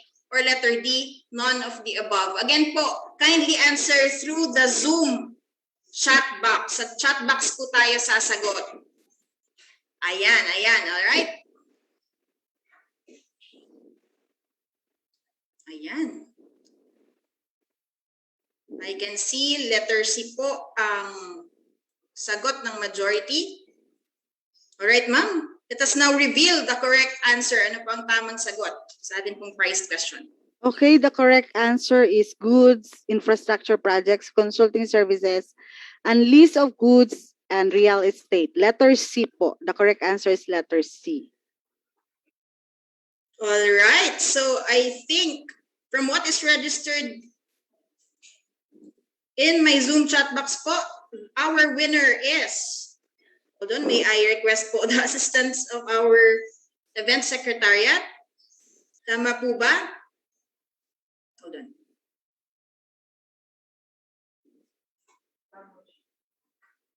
Our winner is Miss Ofelia Salinas from Municipality of La Paz. Congratulations, ma'am. Our event secretariat shall coordinate with you po, on how you may claim your special token. So please, ma'am, please watch out for your Zoom direct message. All right. Ayan. Thank you very much po also to everyone who answered correctly, and for those who answered wrong, bawi po tayo. I think we still have two knowledge check questions for our first session. All right, ma'am? Back to you po. Okay, ma'am. Okay, congratulations dun sa nanalo. Okay. Let's proceed with the procurement organization. So, tingnan natin kung saan tayo dito yung ano yung role natin dito. Okay, who are the actors of procurement? Isa-isayin natin si observers. BAC, COPE, BAC Secretariat, TWG, and end user. Yan po yung ating mga actors, yung ating mga artista sa procurement. So, mag-start tayo kay HOPE. Sino po ba ang HOPE? So, for the NGAs, ang HOPE natin is the head of the agency. For GOCCs, GFIs, and SUCs, ito naman yung governing board or authorized representative nila. Then, sa head of the procuring entity din sa NGAs, pwedeng yung head of the agency or authorized representative. Then, for the it's LGU, yung number 3. For the LGU, the local chief executive naman po. So, yung sa municipality, yung ating local chief executive is the mayor. Yan po yung ating mga HOPE. Okay. Ano po ba yung function ni HOPE? So, ito naman yung mga functions ni HOPE. Establishes BAC and designate its members. Approves or disapproves the contract of award, ensure professionalization of the BAC at Secretariat and TWG members. But mas maganda, hindi lang niya ini-ensure yung professionalization of the BAC at the Secretariat and TWG members. Mas maganda po kung mismong yung head of the procuring entity sumali din doon sa ating training, kasi kung nagsasubmit po tayo ng APCPI or nagko-comply po tayo ng APCPI, which is ang alam ko hanggang LGUs na po yung training natin sa APCPI, kasi nakikita ko yan, isa yan sa mga project ng DILG, isang bureau namin na nagkakandak ng training for LGUs on APCPI. So matagal lahat kasi ng procurement ng DILG bureaus sa central office, kahit yung mga trainings nila is outside Manila, dumadaan pa rin sa amin kasi centralized yung procurement namin. So alam ko yung mga LGUs, marami na pong naka-training for the APCPI. So pagkasama po yung ating HOPE dun sa training, dun sa APCPI may rating doon na medyo mataas po, at least parang 50 points by percent ba yun na APCPI natin na magiging points pag meron tayong HOPE na umattend ng ating training. Kasi bihirang-bihira natin yung HOPE mahahatak na umattend ng training. So I've heard kanina na meron po tayong parang isang HOPE na kasama po dito. So congrats mama, pag meron kayong APCPI, medyo malaki po yung rate natin doon kasi kasama po kayo sa training recognized by the GPPB. And then approves the annual procurement plan. So yung ating ginagawa na APP, sinusupport natin sa ating, ina-attach natin as supporting document for our proposal, budget proposal, and resolve protest. Yan po yung mga function ni HOPE. Okay. Yung next naman is officer in charge. Ito yung ating NPM 102/2014. Matagal na po siya. In-emphasize lang po ito kasi minsan hindi natin alam kung anong limitations nilalagay. Depende po sa officer in charge. Una, depende po sa designation niya. Kung naka-indicate po ba doon yung ating limitations. So kung hanggang saan lang siya. The designated question, can the designated OIC be considered as HOPE? Una, the answer under NPM 102/2014, the answer is yes, the designated OIC can be considered as a HOPE. But yung powers and authority siya, ang powers and authority of the OIC shall depend on the nature of the designation. Kung hanggang saan lang ang designation niya. Unless there is no reservation, So the OIC may approve yung mga kailangan i-approve ng HOPE or sign yung mga back resolution, award, yung notice to proceed. So pwede si HOPE doon kung walang reservation. Pero pag sinabi doon sa authority niya na hindi siya pwedeng mag-award ng contract, and then hindi siya pwedeng mag-award ng contract. Magdidepende doon sa written authority niya kung ano lang yung function ng ating OIC. And then the incumbent HOPE, yung ating OIC may approve or disapprove the recommendation of the BAC so long that he is neither the chairman nor member of the BAC who rendered the recommendation. Kasi kung siya yung chairman during that time, so go with the bids and awards committee. HOPE must create a single BAC or separate BAC may be created. Depende po sa situation kung kailan pwede or there are conditions that we are going to follow kung mag-create tayo ng separate BAC. So, hope natin may create a separate BAC if warranted by the number of complexity of the items to be procured. So, depende po yan kasi ang mga reasons natin.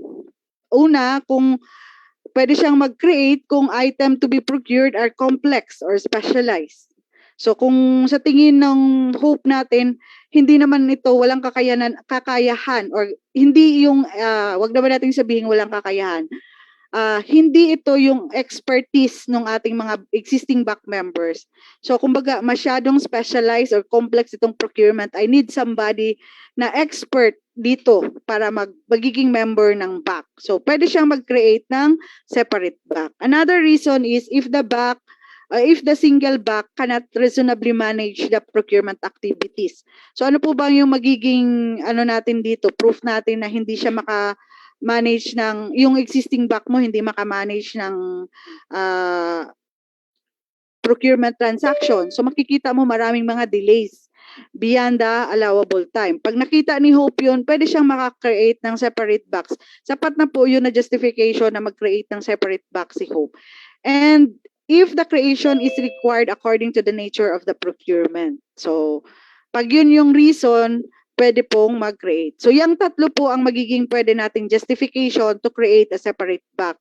So, hindi lang yung create, gusto ko mag-create ng separate back, walang reason. Gusto ko lang, sabi ni Hope. Kasi ayoko ng mga existing back ngayon. Hindi. Kailangan may justification ka kung bakit ka mag-create ng separate back. Or may reason ka bakit ka mag-create ng separate back. Okay. Sino-sino naman yung hindi pwedeng magiging back members? So, ito yung of course, yung ating head of the procuring entity. Hindi talaga siya pwedeng maging members kasi siya yung mag-a-approve ng BAC. Approving official o procurement contracts. Yung mga authorized officials to approve contract or authorized head of the procuring entity or pag delegated po yung pag-approve ng contract ninyo like us sa DILG, delegated yung pag-approve ng contract pero may delegation of authority. So, yung mga signatory of the contract cannot be a member of the BAC. And then local internal auditors, local treasurers and assistant local treasurers. So hindi rin pwede. Yung ating chief accountant or head of the provincial city municipal accounting office and staff. So ang basis po natin diyan sa ating hindi pwede yung ating chief accountant is the COA circular letter number 2004-3. For local treasurers naman, yung ating DOF Department Order Number 04-2019 dated 12-2019. Yung internal auditors natin, they are prohibited members kasi po sila po yung nag-audit natin. So yung basis natin, take note for the basis lang DBM NBC 2020-8. Kasi lang po, pag internal auditors kasama po kasi ino-audit yung procurement. So syempre, to avoid na mawawala yung check and balances, hindi sila kasama na as member ng BAC. Okay.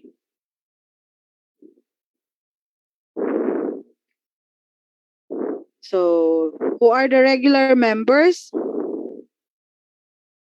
Ito yung ating membership composition for NGAs, GOCCs, and GFIs. So regular members natin is the chairperson, the legal or administrative area, from legal or administrative areas, the finance and provisional members. Pwede ring officer with technical expertise, then pwede ring isama natin ang end user. Depende po yan sa ating hope kung ano yung creation niya, saan manggagaling na mga office. But definitely, kailangan meron dyan sa office na nabanggit. The legal, administrative, finance, provisional members natin, pwedeng expert at saka pwedeng end user natin. Yung composition niya is the hope shall designate 5 but not more than 7 members occupying plantilla positions in the procuring entity. So, yung ating usually, yung member is from third ranking permanent officials, yung ating chairperson. So, yung ating namang mga ibang members, third or fifth. So, mamimili lang doon. Provisional members, yung nabanggit ko, officer with technical expertise and the end user unit. So, doon pala sa accounting, di ba yung accountant natin and accounting staff is prohibited to become a member of the BAC. But pag sila pong end user, pwede pong magiging member yung ating accounting staff or yung acting accountant. Okay.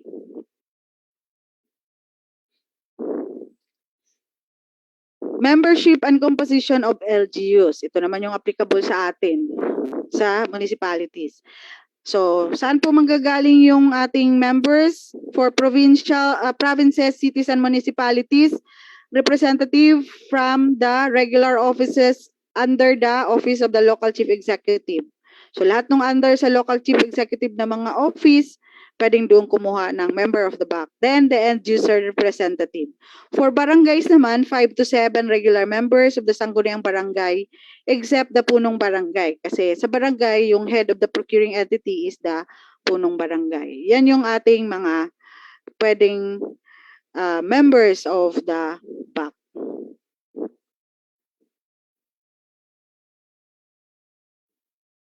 Alternate members.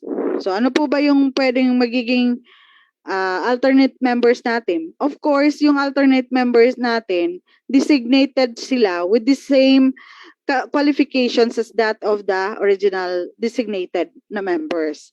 Pareho lang naman po yung ano nila, yung kanilang qualifications.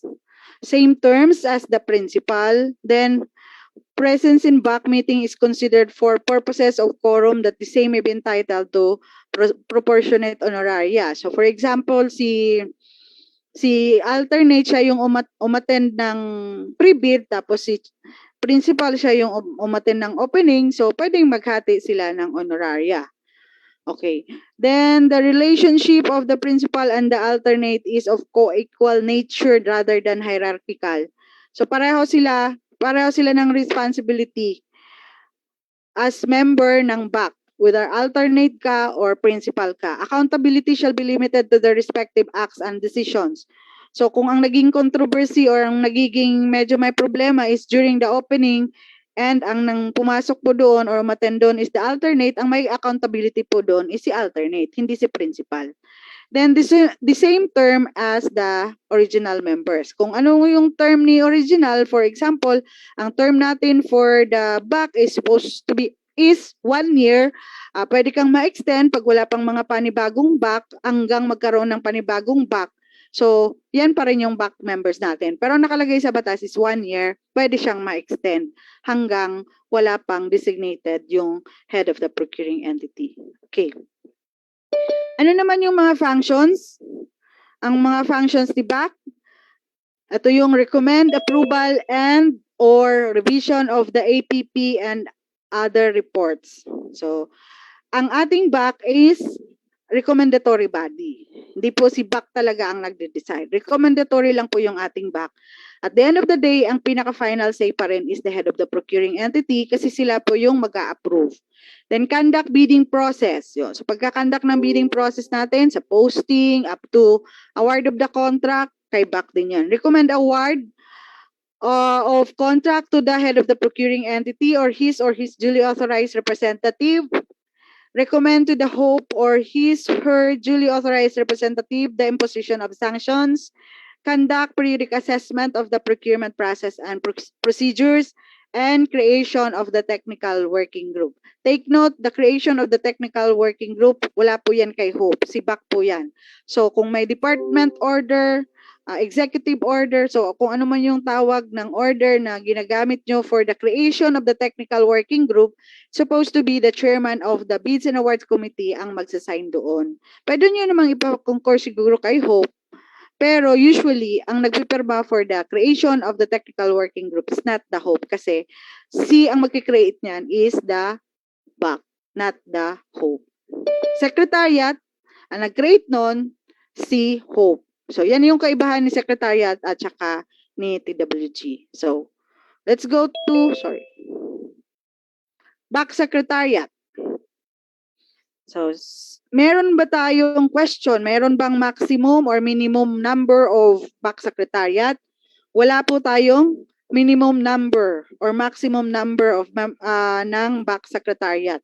So, kahit ilang po ang ilalagay mong BAC Secretariat dyan, sa tingin mo, kailangan mo ng marami, so maglagay ka ng marami, or kailangan mong 3-4 lang, sapat na po yun, pwede. Walang minimum or maximum numbers for the BAC Secretariat. So, nasabanggit ko na to kanina, the Hope may create the procurement unit as a BAC Secretariat, or, so meaning, si Hope ang nag-create ng BAC Secretariat. Head shall be at least 5th or 3rd ranking permanent employee, or if not available, yung permanent employee of lower rank. So, meron DBM circular na, kaya sinasabi dyan, pwedeng ma-create yung procurement unit kasi meron tayong National Budget Circular 2015-558 wherein ang isang procuring entity, as long na ma-justify nila, may mga requirements din dyan sa National Budget Circular po dyan kung anong pwedeng i-request. Meron, like for example, sa national, usually nakikita ko mga national agency lang ang may mga permanent na secretariat. So, hindi lang siya ad hoc. May kaibahan kasi yung ad hoc secretariat at saka yung regular secretariat. Pag sinabi nating ad hoc secretariat, hindi ka talaga plantilla position. Iba yung item mo, but on top of your duty, meron kang additional function as BAC secretariat. Meaning, you are designated as a BAC secretariat on top of your regular function. So, doon sa circular na yan, pwede kang mag-request na magiging plantilla position yung BAC Secretariat. But depending on the procurement of the procuring entity, may mga requirements po. So, pwedeng magiging section siya, pwedeng nagiging division. So, yun po yung merong ibang agencies, yung mga malalaking talagang procurement service na yung kanilang procurement. So, yung kanilang BAC Secretariat is hindi lang ad hoc. Talagang yung function doon is yung talagang function ng BAC Secretariat kasi yan yung plantilla position niya. Okay, what are the functions of the BAC Secretariat? Number 1, provide administrative support to the BAC and the TWG. So, before the 2016 IRR, para hindi mo makikita to, provide support as administrative support to the BAC, makikita. Wala yung TWG. So, kung pilisupo po yung BAC Secretariat, bakit ko naman yung organize yung TWG meeting? Bahala sila. Wala naman nakalagay doon sa batas. So, clarify lang, NTWG. Organize BAC and the TWG meetings and conferences. So, trabaho ni Secretariat din yan. Prepare minutes of meetings and resolutions of the BAC. Then, take custody of procurement records. So, kailangan yung ating BAC Secretariat, complete yung ating mga records. Kasi, mapapansin natin kahit ilang taon na yung ating procurement, minsan magiging subject for questioning pa rin siya. So, or minsan magiging subject for audit siya kahit how many years. So, kailangan complete yung records natin. So, kung madalas, mas magiging may backup ka, nakascan yung iyong mga documents para hindi, kung nawala man yung hard copy mo, meron ka pa ring scan copy. Manage the sale and distribution of bidding documents. Advertise post-bidding opportunities, including bidding documents and notices of awards. So, yan po yung pag sinabi natin mag-annotation natin is through the BAC Secretariat. Sila po yung mag-communicate dun sa bidder in writing na ito yung mga requirements at mga kailangan na isa-submit nila. Okay. Yan po yung mga functions ng ating BAC Secretariat. Okay, for the technical working group, sino-sino po ba yung ating technical working group? Yung ating mga technical experts, legal experts, and financial experts. So usually, meron tayong from legal, from financial, and yung ating technical experts, especially kung may mga IT tayong pinoprocure, so meron tayo sa ating IT office. So ano po ba yung ang trabaho ng TWG? Review of the technical specifications, scope of work, and terms of reference. So pag sinabi natin mag-review of the technical specifications, scope of works, and terms of reference, meaning yung ating TWG, wala pang posting, wala pang procurement, wala pang start ng procurement, may trabaho na si TWG. Kasi si TWG, kailangan niyang i-review sorry, yung ating technical specification to see to it na pag-post, okay na siya lahat. Wala na tayong pinoproblema pa na, ay, ito babaguhin para limitahan din natin yung pag-bid bulletin. Ito na tayo ang may mali kasi hindi natin nakita, hindi na-review ni TWG yung technical specifications, scope of works, and terms of reference. Then, shortlisting of consultants and eligibility screening. So, kay TWG din yan. Review of bidding documents, evaluation of bids, and post-qualification. But of course, si TWG, recommendatory lang din siya. Ang mag-a-approve pa rin yan na ito nang okay na siya is the back naman. Okay.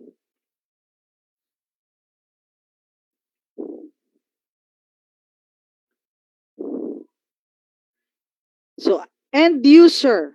Take note for the function ng end user. Prepare actual requirements of the procurement activity, procurement project. Plan, prepare, finalize, revise PPMP. So, kung medyo tayo sa end user, ito yung mga office.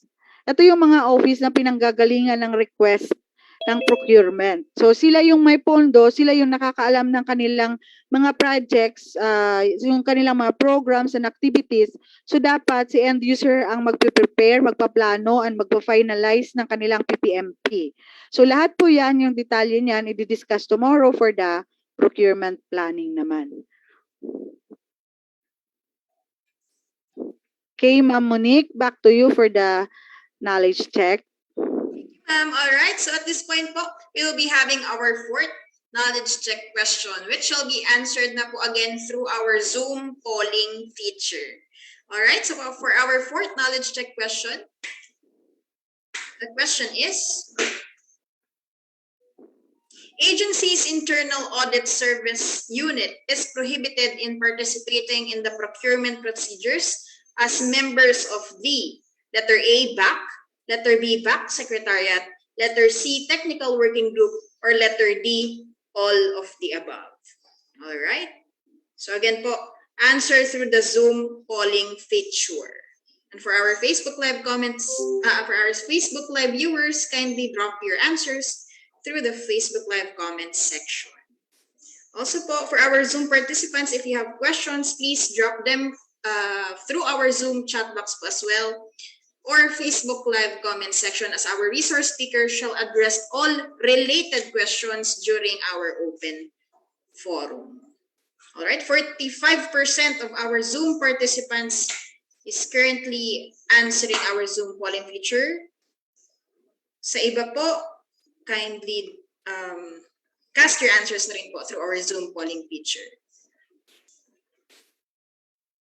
All right, presently we have 68%, 69% answered BAC, letter A, 4% answered letter C, and 26% answered all of the above.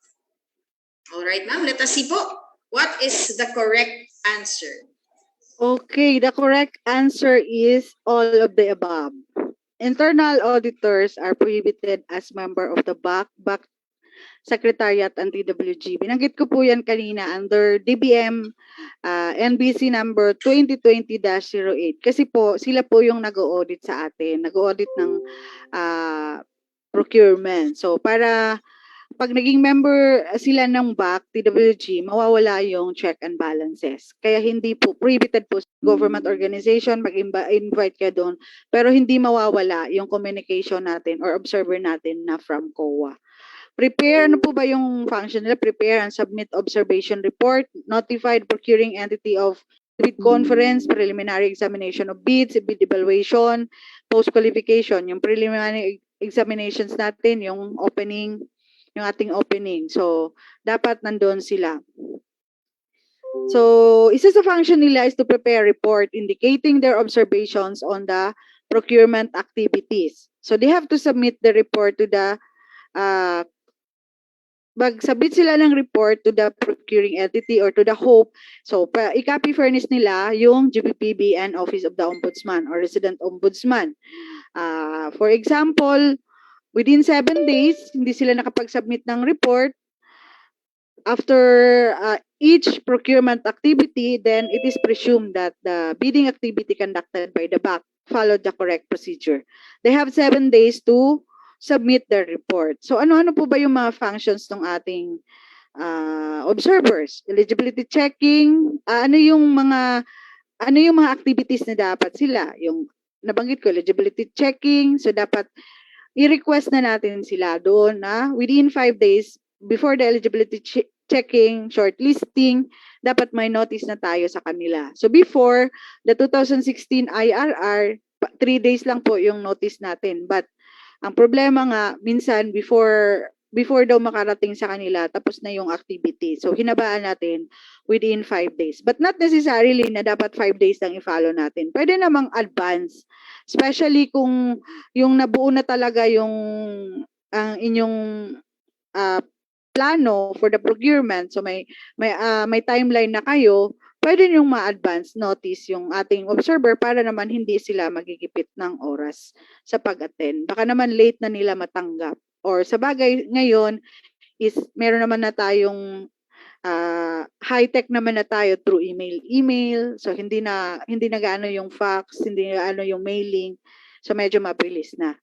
So yung ating observers, we have to give access to them sa ating free of charge sa ating minutes of the back meeting, abstract of bids, post-qualification summary report, APP natin, PPMP, and open proposals.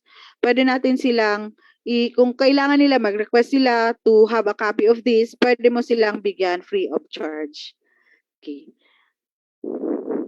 Dapat lang, meron tayong confidentiality agreement na meaning, na yung mga hiningi nilang documents hanggang sa kanila na lang. Hindi nila pwedeng gamitin baka naman nanghingi sila ng documents pero pala may plano sila na kakasuhan yung back ng ganito or ilantad yung may mga ganong scenario para magulo or may tinatarget sila na tao. So, meron tayong confidentiality agreement na meaning yung activities or yung mga documents na hiningi nila sa kanila lang yun. Hindi nila pwedeng ilabas sa iba.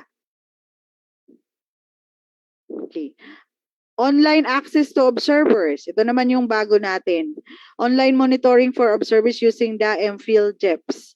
So, the procuring entity to provide online access observers for monitoring all stages of the procurement using the MPhil JEPs. So, kung gumagamit ng MPhil JEPs or kung operational na po ito, but pwede nating ipa-access sa ating mga observers. Procuring entity to inform the GPPB TSO via email if online access cannot be provided. So, ang basis natin dito is GPPB Circular 01-2020. Grant of honoraria. So, ito yung medyo excited, tayo dito sa grant of honoraria. Magkano ba talaga yung matatanggap natin? At sino-sino po ba yung pwedeng tumanggap nito? Sino lang po ba ang pwedeng tumanggap nito? Bids and Awards Committee members, TWG members, and BAC Secretariat ad hoc. Ulitin ko BAC Secretariat ad hoc. So meaning, yung mga ad hoc lang, yung mga plantilla positions na BAC Secretariat, hindi po sila pwedeng tumanggap ng honoraria. Magkano po yung amount? The amount granted does not exceed 25% of their respective basic monthly salary. So dapat hindi sila lalagpas doon sa monthly 25% of their monthly salary. Okay, ang laki, ano? Okay. Guidelines on the grant of honoraria, DBM Circular Number 2004-5A, dated October 7, 2005 as amended by DBM Circular Number 2007-3, dated November 29, 2007. Ano lang, kailan ba tayo pwedeng makatanggap lang ng honoraria? Only for successful completed procurement projects. So meaning may award ka na. Successful completed procurement projects. Yung mga nag-failed, hindi ka pwedeng makaklaim ng honoraria doon. Sa anong mga mode of procurement lang ang pwede? Competitive bidding, limited source bidding, negotiated procurement to failed bidding, and negotiated procurement under 53B following the procedures under Section 54.2B. So, ayun ang nabanggit ko kanina. Sino yung back secretariat ad hoc, honoraria. Pag procurement unit ka or plantilla position back secretariat, pwede mo lang maklaim is overtime. Hindi ka pwedeng makaklaim ng honoraria. Magkano po ba yung ating tinatanggap na honorarium? So, saan manggagaling? Dito muna tayo. Saan manggagaling or pwedeng kumuha ng ating mga pang-honorarium? Proceeds from sale of bidding documents, proceeds from the forfeiture of bid security, fees charged from copies of minutes of bid opening, back resolutions, and other documents. So, kung yung mga procuring entity na nagcha-charge ng per copies of the minutes, so may mga bidders kasi na nagre-request sila. So, as long na meron kang basis, pwede naman magkano yung per copy. So, wag naman masyadong mahal. Yan naman is bayad doon sa mga ginamit mong ink, bond paper na pagpuproduce. Fees from contractor, suppliers registry, and fees, protest fees, and savings of the procuring entity. Collection from successfully completed procurement projects, limited to activities prior to the award of the contract to the winning bidders. So, ito po yung pwede nating magiging source ng ating honorarium. So, magkano naman yung magiging honorarium natin? Sa back chair natin, 3,000. Back members, 2,500. Back secretariat ad hoc at TWG, 2,000. Pare-pareho. Per transaction. But not more than 25% of your monthly salary. Okay. Back to you, Ma'am Monique, for the final knowledge check, I think. Yes, ma'am. Finally po, no, we are down to our fifth and final knowledge check question for our first learning session for today. Again po, no, cast your answers directly on the pop-up poll that will be flashed in our screens. So for our technical team, please flash our fifth and final poll. And the question is, back secretariat performing attendant functions in addition to their regular duties and functions may be paid honoraria at the same rate as the TW chair and members. Is this true or false? Again, the question is, back secretariat performing attendant functions in addition to the regular duties and functions may be paid honoraria at the same rate as the TWG chair and members. Is this true or false?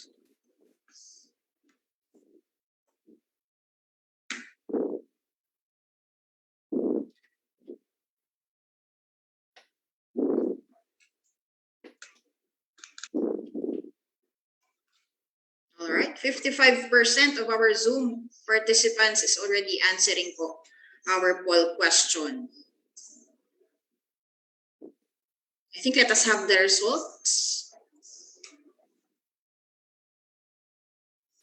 And ma'am, 56% answered false and 44% answered true.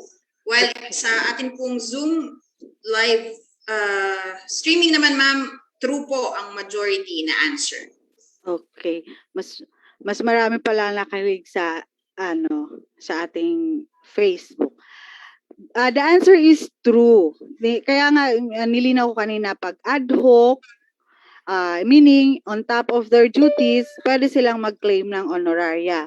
But for plantilla positions, hindi po sila pwedeng mag-claim ng honoraria. So, the question is referring to the ad hoc back secretariat. So, they are allowed to claim honoraria equivalent to or the same rate to TW chair and members. Ma'am Monique? All right, thank you very much, ma'am. Let us now proceed to the final part of our discussion for session 1. Back to you po, ma'am. Okay, thank you. Okay, for our last topic is the legal indemnification package for the Bids and Awards Committee. So, for the legal indemnification package, actually we have three free legal assistance, liability insurance, and medical assistance. So, una, what is indemnification? This refers to the assistance of remuneration given to the members of the back and or the back support staff for any loss, damage, or injury caused by them by reason of the lawful performance of their duty. So, depende sa case mo, whether ang kailangan mo legal assistance, liability insurance, or medical assistance. So, yung tatlo na yan, pwedeng ibibigay sa'yo provided na merong guidelines yung ating procuring entity. Okay. Let's go to free legal assistance. So, kailan ba natin pwedeng i-avail ito?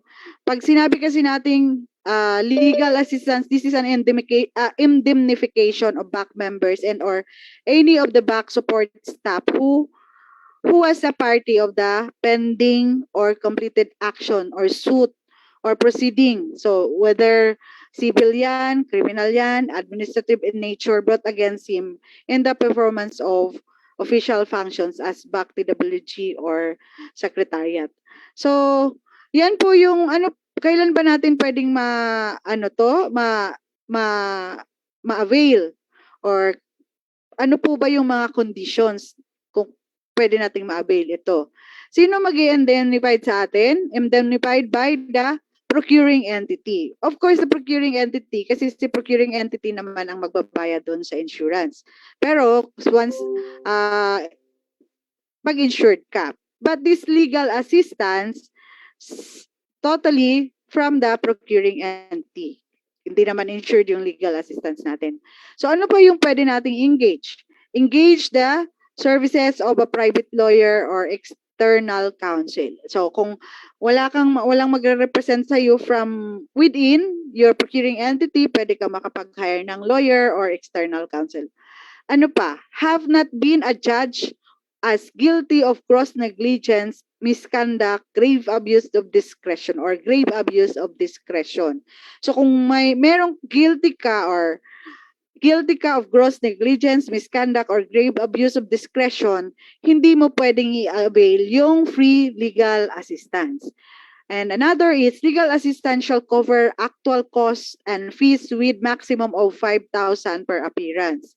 So yan naman na ata, yun talaga yung rate ng mga lawyers natin is 5,000 per appearance. So I just don't know dito sa Manila kung same 5,000 pa rin ba yung per appearance.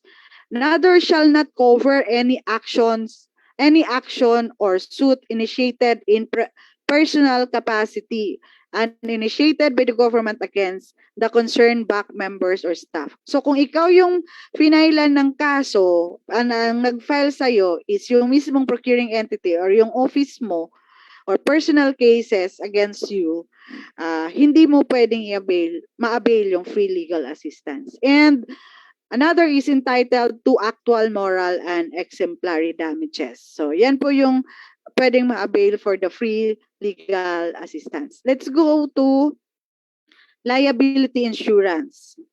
Yung ating liability insurance, so the procuring entity, number 1, pwede ka makaklaim ng liability insurance kung ang procuring entity shall have the responsibility to procure and maintain adequate liability insurance for and in behalf of the back members or back support staff. So, kailangan lang, nasubukan namin to actually yung liability insurance. Kailangan mo lang i-comply yung mga requirements din sa mga insurance company. So, yung nakausap namin before is GSIS, pero medyo hindi, kasi maraming requirements din bago mo makuha or magkaroon ka ng liability insurance. Hindi lang yung apply ka ngayon, agad-agad meron na ang back. Maraming mga requirements that we have to comply. Depende po sa insurance company kung ano yung mga requirements na i-comply ng agency. Then, si procuring entity naman ang magbabayad nun sa insurance ng mga back members and support staff. Then, the liability insurance policy shall cover all those liabilities asserted against the public officials and incurred by him in his capacity as the back members or back support staff, as the case may be. So, dapat related doon sa trabaho mo yung magiging in related to your function as back members or support staff. So, kung sinasabi natin support staff, pwede dito papasok yung secretariat at saka yung ating TWG. The insurer shall pay for a loss arising from the claim or suit made against the back members or back support staff during the policy period wherein they serve in such capacity. So, yan po yung sa ating liability insurance. And dagdag pa yung for purposes of this issuance, ang definition ng term or definition ng loss shall include judgment, expenses for settlement or compromise, as well as all reasonable fees and other expenses incurred by such person in connection with the administrative, civil, criminal action, suit or proceeding to which they may be or have been made a party by reason of the lawful performance of their official function and duties in such capacity. Lawful performance. Tingnan natin, lawful performance of their official functions and duties in such capacity.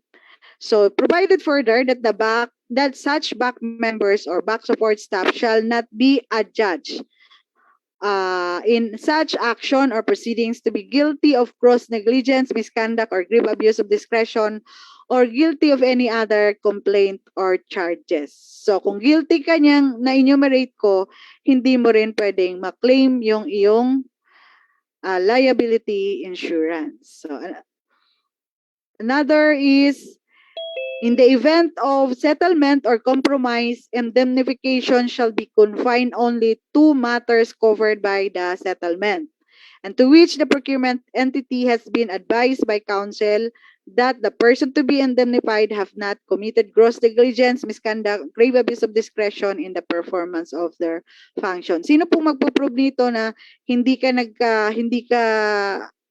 naka-guilty of gross negligence, misconduct, grave abuse of and in line of your function, in the performance of your functions and duties? Siyempre, kung ikaw yung kinasuhan, member ng BAC, ikaw po ang magpo-prove nun bago ka mabayaran ng liability insurance. And finally, procurement of liability insurance shall be subject to the setting of schedule of premium by the GPPB. So, hindi tayo pwedeng lumabas doon sa kung ano man yung schedule ng premium set by the GPPB. Baka nagpa-insure tayo ng sobrang laki. Baka sakaling pwede. So, hindi tayo pwede lumabas doon. And the last one is the medical assistance. Medical assistance shall be provided by the back members and back support staff for injuries, disabilities incurred in the lawful performance of their official functions and duties. So, like for example, nagkanda ka ng post-qua sa malayong lugar kasi yung bidder mo medyo malayo, kailangan mong i-check o kailangan mong mag-ocular, kailangan makita yung project, especially for the infrastructure project, makita mo yung area niya, kung totoo ba yung mga equipment, meron bang ganito, kailangan mo mag-post-qua doon. Tapos biglang nagkaroon ng disgrasya, wag naman. Incurred ka ng injuries. So since na-cover po in line of your local performance in their official functions and duties, pwede ka makaklaim ng medical assistance. Pero yun nga ang sinasabi ko, lahat po ito dapat may guidelines yung procuring entity na susundan. Kung paano, ano yung pwede mong i-claim. So, dapat maliwanag po doon sa guidelines. The Claimants shall be entitled to indemnification for any injury or disability resulting from the performance of their official functions as defined by law and without any contributory negligence on their part. So dapat walang kasalanan or contributory negligence on the part of the member of the BAC, the TWG, or any procurement support staff. Then the claimant or his or her relatives must notify the head of the procuring entity within 7 calendar days from the occurrence of the injury or disability. So kailangan maraman din ng procuring entity or head of the procuring entity na magkakaroon ng injury or disability yung ating members or support staff. Then the medical assistance herein provided shall consist of indemnification for medicines. So ito lang yung cover medicines, laboratory, and hospitalization expenses, provided that the amount claimed and shall not exceed the actual amount incurred to stay substantiated by receipts and other supporting documents. So pag wala kang resibo, so bumili ka ng mga gamot sa labas, tapos nawala mo yung resibo, hindi ka ngayon ma-reimburse for your medical assistance. So kung ano lang yung meron kang supporting documents, so actual expenses for medicines, laboratory, and hospitalizations, yun lang yung pwede mo makuha. Then, indemnification shall only be made upon presentation of the proof of payment in connection with the injury or disability suffered. Meaning, kailangan mo talagang i-prove na nagkaroon ka ng injury in relation to your performance of your functions. Pag wala po yung mga resibo, hindi ka rin makaklaim ng medical assistance. That ends our discussion proper for today's first learning session. That was again Ms. Leslie B. Canyafranca of the Department of the Interior Local Government Central Office. And again, thank you very much po, ma'am, for leading a very straight to the point discussion on Government Procurement 101. Now, ma'am, may we respectfully ask po for your preference? Shall we proceed to the open forum? I think, ma'am, we have 3 questions. Or shall we first have a break, a short break? Siguro ma'am, let's proceed first the open forum, then let's have a break para dire-diretso na rin ako mamaya. All right, ma'am. Now, to proceed po with our open forum, please be reminded that questions which are initially gathered from the Zoom chat box and from our Facebook Live comment section are filtered, as our resource speaker shall only be answering the questions related to our learning session. Nevertheless, rest assured that all questions raised and received are documented, which shall then form part of our frequently asked question. Once again, let us have our resource speaker, Ms. Leslie B. Canyafranca. And for our first question, is there a minimum number of members for the technical working group? Okay. Actually, wala naka-indicate sa batas for a minimum members of TWG. Pwede pa nga yung TWG natin per procurement. So, pwede kang magkaroon ng TWG for goods, magkaroon ng TWG for infrastructure project, or TWG for consulting services. Depende po yan sa procuring entity at depende sa complexity ng inyong procurement. But as to the minimum numbers, wala pong required for it. Thank you very much, ma'am. Moving forward to our next question. In granting of honoraria, is it monthly, annually, or just in every awarded or completed contracts? As provided doon sa DBM circular, it's per completed contract. So meron tayong designated na 3,000 to 2,500 for the back members and 2,000 for TWG and back secretariat ad hoc for every completed contract, but not more than 25% of our monthly salary. So pasok yung monthly salary and completed awarded contracts. All right, thank you very much, ma'am. Moving forward to our next, I think this is the last question, ma'am. Is it mandatory for the PE to have its back members be insured for liability insurance? Actually, it's not. Depende po yan sa procuring entity kung kuhanan nyo ng liability insurance yung inyong mga members. Kaya nga sabi ko kanina, dapat may clear guidelines and of course, subject for the availability of funds ng procuring entity. Hindi siya mandatory po. Depende po sa procuring entity nung ating kung kukuha ng liability insurance or not. All right, thank you very much, ma'am. That was very clear po, no? Ma'am, I think meron pong pahabol na question. I'll just read po the question, no? Straight from our Zoom chat box. Clarification po, ma'am, for the restriction on members of the BAC, treasurers and accountants aren't allowed to be members of the BAC. But are they allowed to be members of the TWG or not as well? The TWG, the rule or the circular, the COA circular does not provide the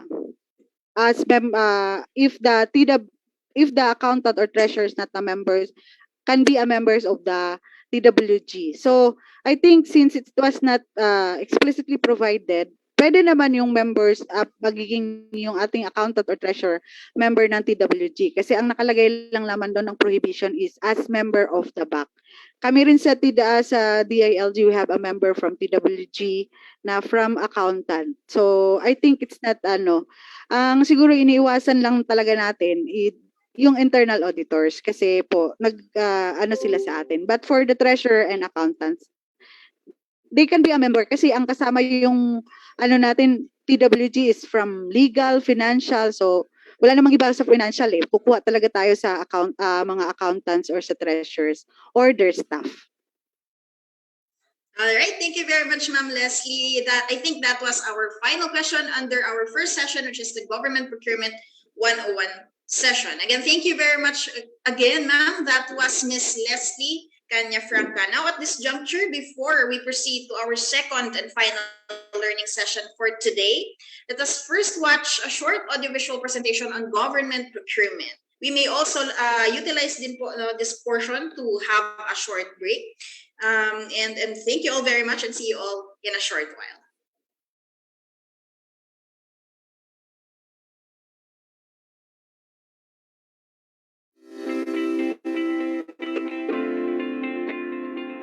Do you know that procurement is crucial in achieving our society's collective vision of a strongly rooted, comfortable, and secure life in the Philippines?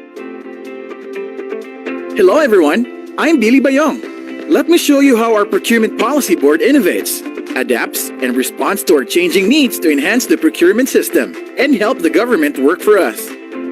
An efficient, transparent, and competitive procurement system connects every Filipino to vital services from the government.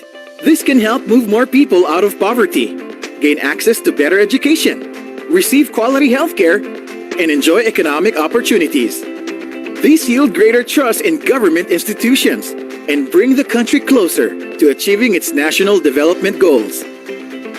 The Government Procurement Policy Board focuses on simplifying various processes to produce more successful procurement that contributes to the effectiveness and efficiency of the government. The board employs strategies to identify needs and implement projects. It refines and calibrates procurement policies, adjusting to emerging trend based on needs of procuring entities. It creates ways to capacitate practitioners to better manage their procurement processes, monitor effectiveness of our procurement systems, and it adapts to the times, especially during national emergencies.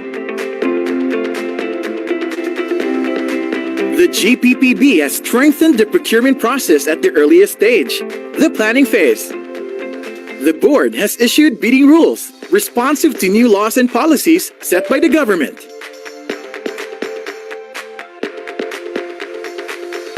GPPB has also streamlined the bidding process through the use of technology. GPPB has introduced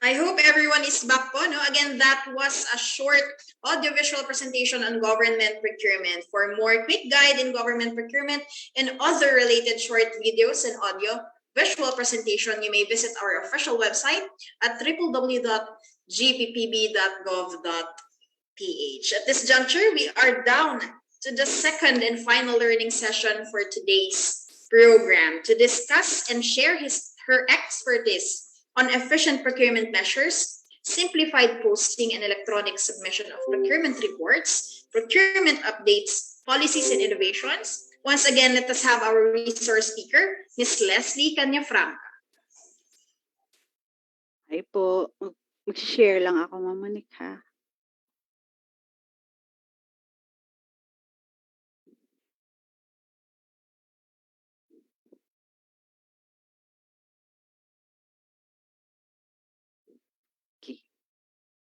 Okay. So, nasa ano na tayo? Our next discussion or second discussion this morning. Second topic na tayo. This is the efficient procurement, be able to acquire knowledge on efficient procurement measures amidst calamity and community quarantine through GPPB Resolution 09 2020. Then appraise on the simplified posting and submission of procurement reports. So importante po ito na iti-take note natin kung ano yung mga deadlines for the submission kasi marami pong nagkakamali doon sa mga deadline for submission and kung ano yung dapat isasubmit na documents and updated on the latest policies, updates on the latest policies and innovation on Government Procurement Reform Act. Okay. Outline yung efficient procurement measures during state of calamity or implementation of community quarantine, simplified posting and electronic submission of procurement reports, procurement updates, policies and innovation, accountability and transparency in the government procurement, and shift to digital platforms. So yung shift to digital platforms natin, yung from face-to-face, from manual submission to digital. So face-to-face natin, wala na, webinar na tayo, karamihan ng ating mga activities or ating mga trainings naka-Zoom na. Okay, so let's start with the efficient procurement measures during a state of calamity. So, or implementation of community quarantine. Ito yung unang topic natin. So, what will be our legal basis? The GPPB Resolution 09-2020 dated May 7, 2020 and took effect on May 15, 2020. Itong resolution na to provide guidance and procedures for the efficient conduct of all procurement activities regardless of procurement modality. So regardless of procurement modality, meaning kahit hindi public bidding, so anong mode of procurement na gagamitin mo, is it public bidding or alternative methods of procurement, cover nitong GPPB Resolution 09, yung mga efficient measures na i-discuss natin, cover nito. So kahit anong mode of procurement, it's public bidding or alternative methods of procurement during a nationally or locally declared state of calamity where movement of people and mass public and private transport are limited. So, ngayon unti-unti na tayong medyo na lumuwag-luwag yung ating mga transportation, medyo nadagdagan na rin, hindi na siya gaanong limited. So makikita mo nga sa kalsada, parang tinanggal na yung, dito sa Metro Maynila, tinanggal na yung mga barriers or yung mga plastic na nakaharang in between. So pero still, ingat pa rin tayo. Okay. Ano po ba yung mga, so what are we going to do if we have an ongoing procurement and there is a declaration of calamity or health emergency? So, ano ba yung una-una nating gawin? So, ang una nating gawin, punta tayo sa GPPB website, i-download natin yung GPPB Resolution 09-2020 parang magiging guide natin if there is a declaration of state of calamity or health emergency. So, kahit anong state of calamity, as long as there is a declaration of state of calamity or community quarantine or health declaration, a declaration of health emergency, pwede nating magiging guide ang Resolution 09-2020. Okay. What are the measures for the efficient conduct of procurement activities regardless of the procurement modality? So ano-ano po ba yung mga measures natin na pwedeng gawin? So number one, the procuring entity will assess and review all planned and ongoing procurement for the fiscal year 2020. Kasi itong resolution 2020 pa siya addressing doon sa ating situation last year. And identify which shall be discontinued or terminated or suspended. But since itong 2020, pero hindi ibig sabihin na hindi na siya applicable ngayon. Kasi almost the same pa rin naman yung ating panahon at saka ating sitwasyon ngayon. Hindi pa rin siya masyadong nagbabago. So, ma-apply pa rin natin siya. So, the procuring entity will assess and review all plans and ongoing procurement for the 2021 fiscal year 2021 and identify which shall be continued, discontinued, and suspended. May lagyan na natin suspended kasi pwedeng maring suspension na lang ang gagawin natin. So iba naman yung magiging mangyari pag sinuspend natin kaysa discontinue natin. Okay. Pwede rin nating piliin, i-continue natin. So kung i-continue natin, usually pag hindi naapektuhan, ang ginagawa natin is through Zoom, yung ating webinar, yung ating mga procurement. So, ang opening natin, pwedeng through Zoom, yung ating pre-bid natin through Zoom, magpa-participate yung ating mga bidders through Zoom platforms. Okay. Review the existing project requirements for procurement projects that will be pursued to ensure that the same cover only what procuring entity needs and can actually implement within the year. So, kailangan lang nating i-check yung kung ano ba pwede nating kayang kung ano bang kasi sa DBM circular may mga budget tayo na nababawasan. So also the same with LGU na pag may mga budget tayo na nababawasan or kailangang bawasan kasi may paggagamitan tayo, yung mga nare-realign, kailangan nating i-realign. So once nag-realign tayo, we also have to revise our procurement projects or yung ating mismong APP. Kung hindi na natin kayang i-procure tapos nalagay natin sa APP natin, kailangan din natin siyang tanggalin. So, yung mga ganong sitwasyon, so kailangan nating i-review and in-assess yung ating mga ongoing procurement para po hindi yun masayang yung ating mga existing projects or yung ating mismong pera. Okay. Next one is another efficient procurement is maximizing existing government procurement rules. So if you wish to continue the procurement, then the GPPB encourage us to maximize all the existing procurement rules and procedures in the conduct of the procurement process. So maximize existing rules, not only RA 9184. Kasi wag tayo mag-focus dun sa RA 9184 lang kasi maraming mga ibang existing laws, rules, and issuances na pwedeng makatulong sa atin. Meaning you have to maximize what is allowed by law and other rules and regulations, issuances in the conduct of the procurement. Wag lang tayo mag-focus with RA 9184. So, other issuances, particularly those meant to streamline, simplify, and expedite the conduct of the procurement. Yung ating procurement process. Ano bang pwedeng makatulong sa atin, especially our current situation now na hindi feasible yung face-to-face lagi. Hindi pwedeng maraming tao lagi doon sa isang kulob na area. So, kailangan natin ng mga innovations para ma-address natin yung ating mga backlogs or yung ating mga procurement brought by this quarantine, yung mga ating walang pasok. So, hindi pwedeng since wala na tayong pasok, wala na rin tayong gagawin. Or since naka-work from home tayo, wala na tayong gagawin. So, kailangan nating magkaroon ng innovation. Isa doon is maximizing existing government procedures, procurement rules. So, ano po ba yung measure na sinasabi natin? Number one is the use of video conferencing, webcasting, and similar technology in the conduct of back meeting. So, pwedeng ginagamit natin yung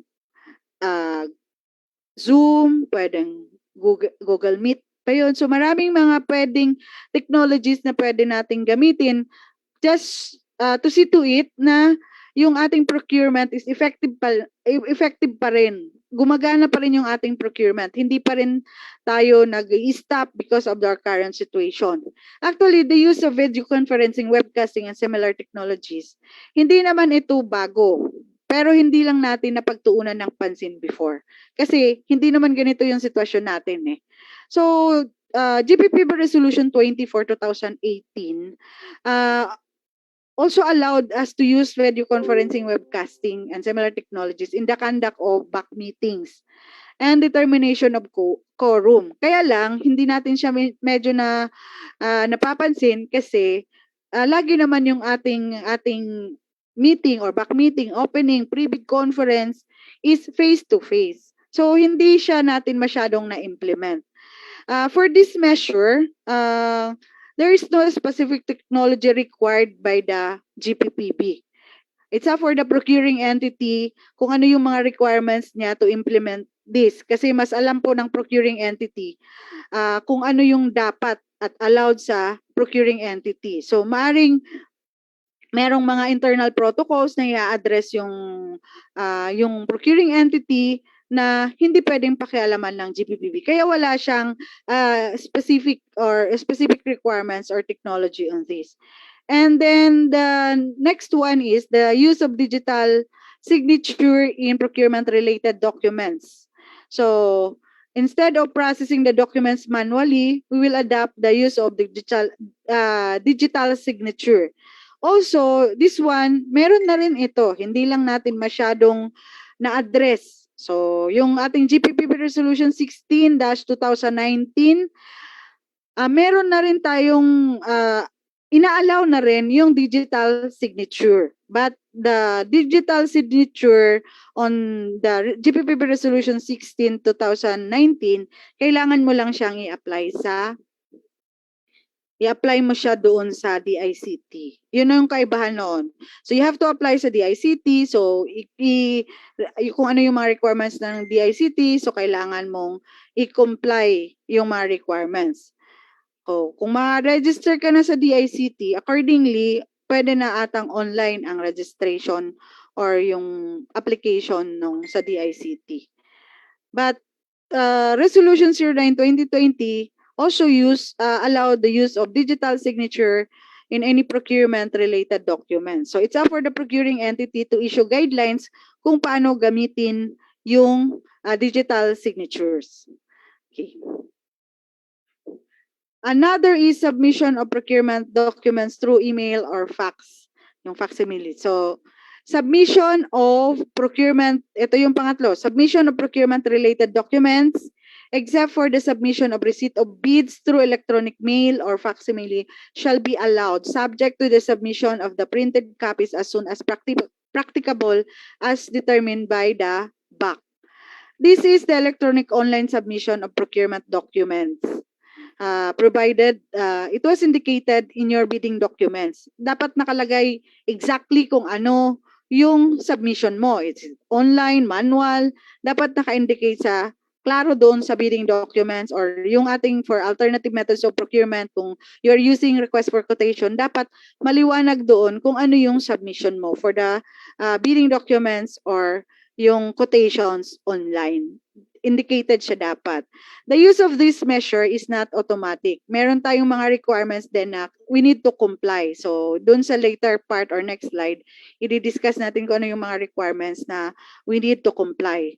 So, and also, for this submission of electronic, we are encouraging all the procuring entity to use one email lang para hindi mawawala yung mga documents or hindi malilito yung ating mga bidders kung saan sila mag-i-email ng kanilang mga requirements. Or kung halimbawa, yung official email ng procurement, so doon lahat papasok yung mga email or submission ng yung ating mga bidders. So, yung email, indicate mo rin doon sa bidding documents mo para maliwanag.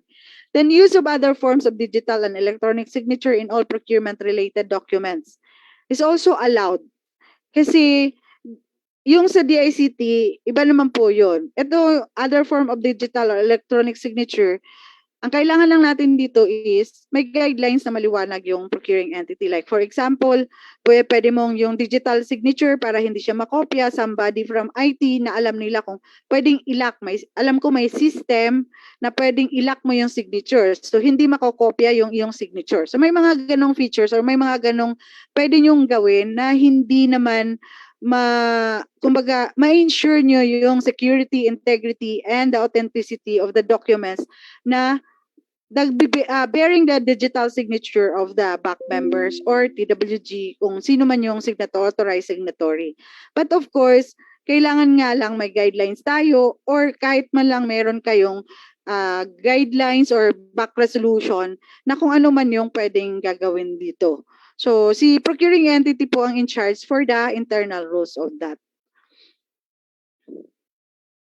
And then, electronic submission through any electronic means. So, online or electronic submission and receipt of bids for procurement modalities where two envelope procedure or sealed price quotation is required shall be allowed. So, electronic submission or online electronic submission and receipt of bids. So, nabanggit ko na rin kanina na we have to designate email. But the BAC shall decide whether to allow online or electronic submission and receipt of bids based on the procuring entities procurement needs and capabilities. Kasi kahit naman sinabi natin dito, kailangan isa sa mga efficient measure natin is to submit electronically yung ating receipt, the receipt of bids, but yung procuring entity wala namang capability to do it. So, kung wala pang capability yung procuring entity, pwedeng unti-untiin nyo, kung may budget, na magkakaroon ng facilities na ganito kasi mas madali naman siya i-apply. Then, pag wala, through the GPPB online portal. This portal is created by GPPB and this is located in the GPPB website.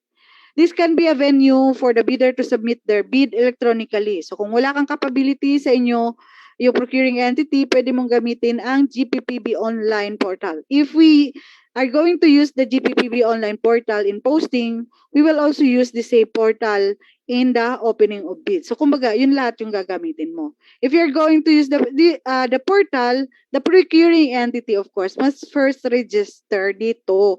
Kasi kung hindi ka pa naka-register dito sa online portal ng GPPB, hindi mo rin siya pwedeng ma-access or magamit. Okay. Itong GPPB online portal established under item 9.0 of the GPPB Circular 1-002. And I'm not sure kung totally operational na po siya. So, pwede nating i-visit ito, pwede nating makikita, pwede nating tingnan doon sa GPPB website. So, i-try nyo, tingnan nyo kung okay naman po yung magagamit, matatry nyo na yung inyong portal, GPPB portal, para may idea po tayo mag-register, i-check lang natin doon sa GPPB website. Submission through any electronic means available. So, kung kailangan nating, pag nagpa-online submission tayo, kailangan natin ng password protection. So, ang question dito, baka mabubuksan. Password protected bidding documents, baka siya mabubuksan. Kaya bang mabuksan ito? So, kaya ang password ng bidders for electronic submission, ibibigay lang nila yan during the opening. Wala namang makakakuha yan lang. I-disclose lang nila yan, ibibigay nila sa back na ito yung password namin pag ino-open na po yung kanilang document. So, habang wala pang opening, hindi po ma-access yan ng back or back secretariat. So, upon the receipt of first and second envelopes, the procuring entity shall generate a bid receipt page for the official time of submission and can be saved or printed by the bidder. Kasi para yun yung magiging proof nung iyong bidder na na-receive na pala yung aking bid. So ito yung oras. Ito yung hindi pwedeng i-deny ni procuring entity, wala kang sinubmit. Kasi meron kang proof na pwede mong ma-print, merong proof ang ating bidder na pwedeng ma-print na ito yung oras at ito yung time na nag-submit ako. Capable of generating an audit trail of transaction to ensure the security, integrity, and authenticity of bid submissions. So, yan po yung submission through any electronic means available. Through the GPPB online portal. So, GPPB online portal established under item 9.2 of the GPPB circular. So, tingnan natin sa ating GPPB portal sa https://gppb.gppbgovph.com/. So, maki-check natin doon yung ating GPPB portal. Certification on electronic submission. So, yung ating certification, kailangan nating mag-submit based on GPPB Resolution 12, 2020. So, tingnan nyo yung aking mga sinasabing GPPB Resolution ha, baka makakatulong sa inyo. GPPB Resolution 12, 2020, yun naman po na we are required to submit certification using GPPB prescribed format. So, yung makikita nyo dito sa kabilang side, ito yung GPPB format certification. So, pwede nyo yung makita sa GPPB website at i-download nyo para meron kayong guide.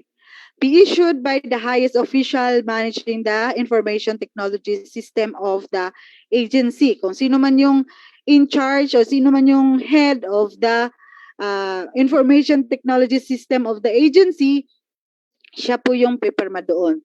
Describe the electronic system or procedure to be used by the procuring entity for the electronic submission and receipt of bids and compliant with the requirements under GPPB Resolution 09-2020. So, this is a one-time requirement. So, once nakakomply na kayo dito sa requirement ng certification, hindi na paulit-ulit. Isang beses ka lang mag-submit. And kailangan nyo i-submit sa itcertification@gppb.gov.ph. So, pag na-comply, take note lang dito, i-download lang natin para yung format natin is yun talaga yung galing sa GPPB. Okay. Procedure and additional guidelines. Number 1, the invitation to bid, including the bidding documents, shall clearly state whether the procuring entity shall allow the submission and receipt of bids through electronic means. Yun yung sinabi ko kanina, na kailangan lang maliwanag doon sa bid docs natin or sa ating request for quotation, yung ating requirements sa submission and opening of bids, especially kung ang ating submission is online or electronic submission. Kailangan lang doon naka-indicate. Then bidders shall submit their bids through any of the above-mentioned online or electronic facilities at any time before the closing date and time specified in the bidding documents. So same pa rin doon sa manual. Kung may nakalagay kang time for the deadline of submission, dapat before the deadline of submission, mag-submit na po tayo. Kasi pag lagpas na po, considered na rin yan na hindi accept. Pag late bid, hindi na siya considered accepted. So hindi na pwedeng makasali doon. Meron ata pong nagbukas ng ma'am. Okay. And number 3 is upon receipt of the first and second envelopes, procuring entity shall generate a bid receipt page for the official time of submission, which can be saved or printed by the bidder. So, na-discuss ko na rin yan kanina na kailangan lang may proof kung gusto ng procuring entity na meron siyang proof din na ito yung oras na na-receive mo yung bid, pwede niyang i-print din yon. At the same time, pwede rin ma-print ni bidder na ito yung oras na nag-submit ako. Hindi rin pwedeng ma-deny ni procuring entity. Then, number 4, as with manual submission, bidders may modify or withdraw their bid at any time before the deadline for the submission and receipt of bids. Or the bidders modifies its bids it shall not be allowed to retrieve its original bid and shall only be allowed to submit another. Meaning, pag nag-modify ka, ay, mali pala, kailangan ko babaan or kailangan ko taasan yung aking bid kasi hindi ko pala nasama yung ito. So, kailangan mo i-modify. Mag-submit ka ng panibago. Hindi mo pwedeng kuhanin yung luma mo. Ay, i-withdraw ko yung luma ko kailan. Same din with the indicate mo rin doon yung mga rules, kumbaga yung ating mga guidelines, maliwanag lang doon sa bid docs natin. For electronic and submission, bidder shall send another bid equally secured, properly identified, and labeled as modification. So yung date of submission and time of submission ng modification, yun yung makakount, hindi yung original submission mo ang makakount na date. So kung nag-submit ka ng modification tapos on time, yun yung tatanggapin. Pero pag late, so late ang magiging submission mo kasi may sinubmit ka na modification. Okay. Ito naman yung ating mga alternative documentary requirements. So we have unauthorized bid securing declaration. So pwede po nating tanggapin yung unauthorized bid securing declaration, unauthorized omnibus sworn statement, expired business or mayor's permit with official receipt of renewal of application.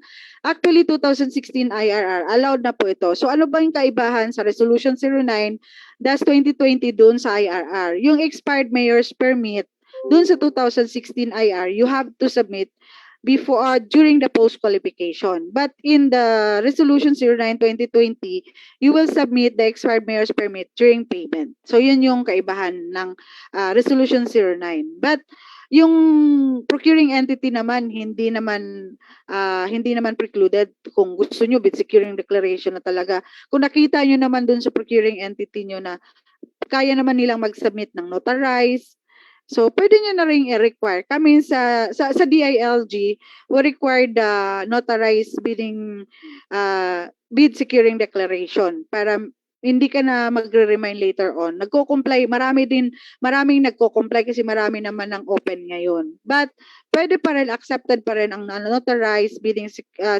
securing declaration, unauthorized omnibus sworn statement. It's up for the procuring entity, but you have to indicate again in your bidding documents and in your request for quotation kung ano yung requirements nyo para klaro. So kung notarized ba yan or unauthorized. And then number 4 is the performance securing declaration. Yun yung ating mga alternative documentary requirements. Okay. Then performance securing declaration. So ito naman yung ating sample for the performance securing declaration. Pwede nyo rin makita pa rin yan sa website ng ating GPPB. So same with the PSD used in framework agreement, such declaration shall state among others that the winning bidder shall be blacklisted from being qualified to participate in any government procurement activity for 1 year in case of first offense and 2 years with prior similar offense. So yan po yung okay yung paggamit natin ng performance securing declaration, pero once you cannot comply with what is indicated in the contract, may kakibat po yung mga penalties na kailangan impose doon sa hindi nakakomply. And then suspension and termination of procurement activity. Suspension ng kanilang procurement. So, kailangan lang mag-post sa website at i-notify yung mga prospective bidders na magkakaroon ng suspension for the procurement. So, of course, mag-stop din yung ating period dyan. Matitigil din kung saan lang yung period na nag-suspend ka. Then, another one is cancellation and termination of procurement activities. Ang tanong lang dito, what will happen considering that we have timeline in the procurement?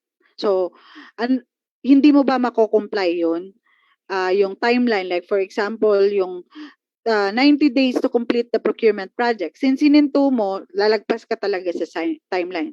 Kaya nga sinasabi natin magtutol yung period mo, yung time nga nag-suspend ka, hindi po yun counted doon sa 30 days to complete the project. Tatanggalin mo rin doon para ma-total mo, buo pa rin yung 90 days to complete the project. Okay. So, ito yung sample para mas maliwanag sa atin kung paano siya ginawa. For example, May 12, nag-bid opening ka, then on May 28, nagkaroon ka ng 90-day period, you have remaining 74 days. So, yung matatapos mo yung 74 days from June 30 to September 12 to complete the 3-month procurement process. So, yung June 30, start ka, August 10, yung supposed to be the maximum period kung hindi ka nag-suspend. Pero since nag-suspend ka, bawas yung 29, May 29 to June 29, mag-i-end ngayon yung 3-month mo on September 12. So, tinanggal mo lang dito yung naka-blue, yung May 9 to June 29. Tanggalin mo siya doon sa iyong computation of the 3-month or 90 days to complete the procurement process. Okay, back to you, Ma'am Monique, for the knowledge check. Yes, ma'am. Thank you very much po. At this point, let us have our first knowledge check question under our learning session 2. So for our first knowledge check question, the question is,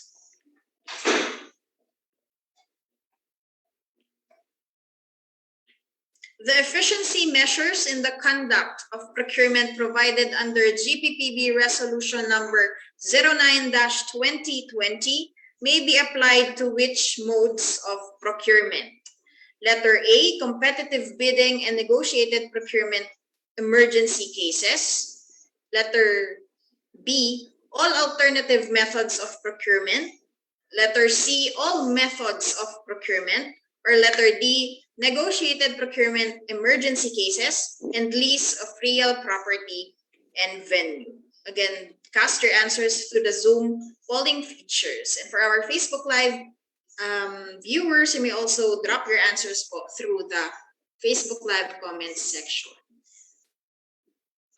Thank you very much po for those who are still with us. Hello po sa inyong lahat. Also po, quick announcement lang po for additional questions which were not addressed earlier under learning session 1. Don't worry po because all will be addressed later in our second and final open forum. And just the same po, for related questions under learning session 2, please drop them through our Zoom chat box and Facebook Live comments section. All right, 51% of our Zoom participants is answering our Zoom polling feature. All right, let us have the results, please. Ayan ma'am, 62% po answered letter C, while 15% answered letter A, 4% answered letter B, and 19% answered letter D. Okay. The correct answer is all methods of procurement. Diba, inulit-ulit ko nga kanina, regardless of the procurement, whether it's public bidding or alternative methods of procurement, yung ating Resolution 09-2020 is applicable. Okay, Ma'am Monique? All right, thank you very much, ma'am. Now, to proceed po with the course of our discussion proper, I believe we have 14 slides po for the next part. No? So, back to you po, Ma'am Leslie. Okay, ma'am. Okay. Our next topic is simplified posting and electronic submission of procurement reports. So, take note dun sa ating mga deadlines for this.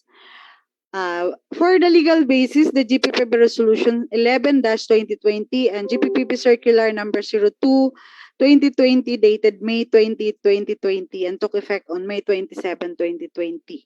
Ano po ba yung bago dito? Posting of APP and PMRs duly approved by the HOPE in the designated section of procuring entity websites in the absence of such at any conspicuous places reserved for the purpose within the premises of the procuring entity.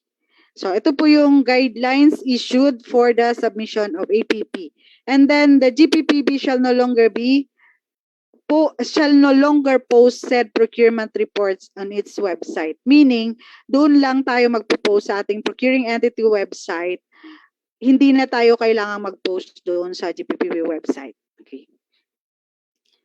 And ano po yung required na isasubmit natin? Anong form? All procuring entities shall likewise submit to the GPPB their respective APP, PMRs, and APCPI result duly approved by the HOPE or his or her duly authorized or designated second ranking official through electronic mail in the following format. So, ano mga formats ang pwede lang nating isubmit? Microsoft Excel file and portable document format, yung ating PDF file ang ating isa-submit. We are no longer required to submit printed copies to GPPB. So, puro na electronic submission. Wala na pong printed copies ang required to submit. Okay, saan tayo pwedeng mag-submit? So, mas mabilis nating ma-memorize ito. Tandaan lang natin kung anong isa-submit natin. Dagdagan natin ng at gppb.gov.ph. So kung isa-submit natin app at gppb.gov.ph, PMR at gppb.gov.ph, and APCPI at apcpi.gov.ph. So dyan po tayo mag-email ng ating mga submission. And in case of discrepancy in the submitted copies, the data provided in the PDF file shall prevail. Diba, dalawa yung submission natin, Excel at saka PDF. So in case merong magkaroon ng discrepancy, yung PDF po natin ang magpe-prevail. Okay. So anong link na pwede tayong mag-download ng ating APP, PMR, and APCPI? Nakalagay po dyan yung ating link. So tingnan lang po natin. I think bibigyan naman po kayo ng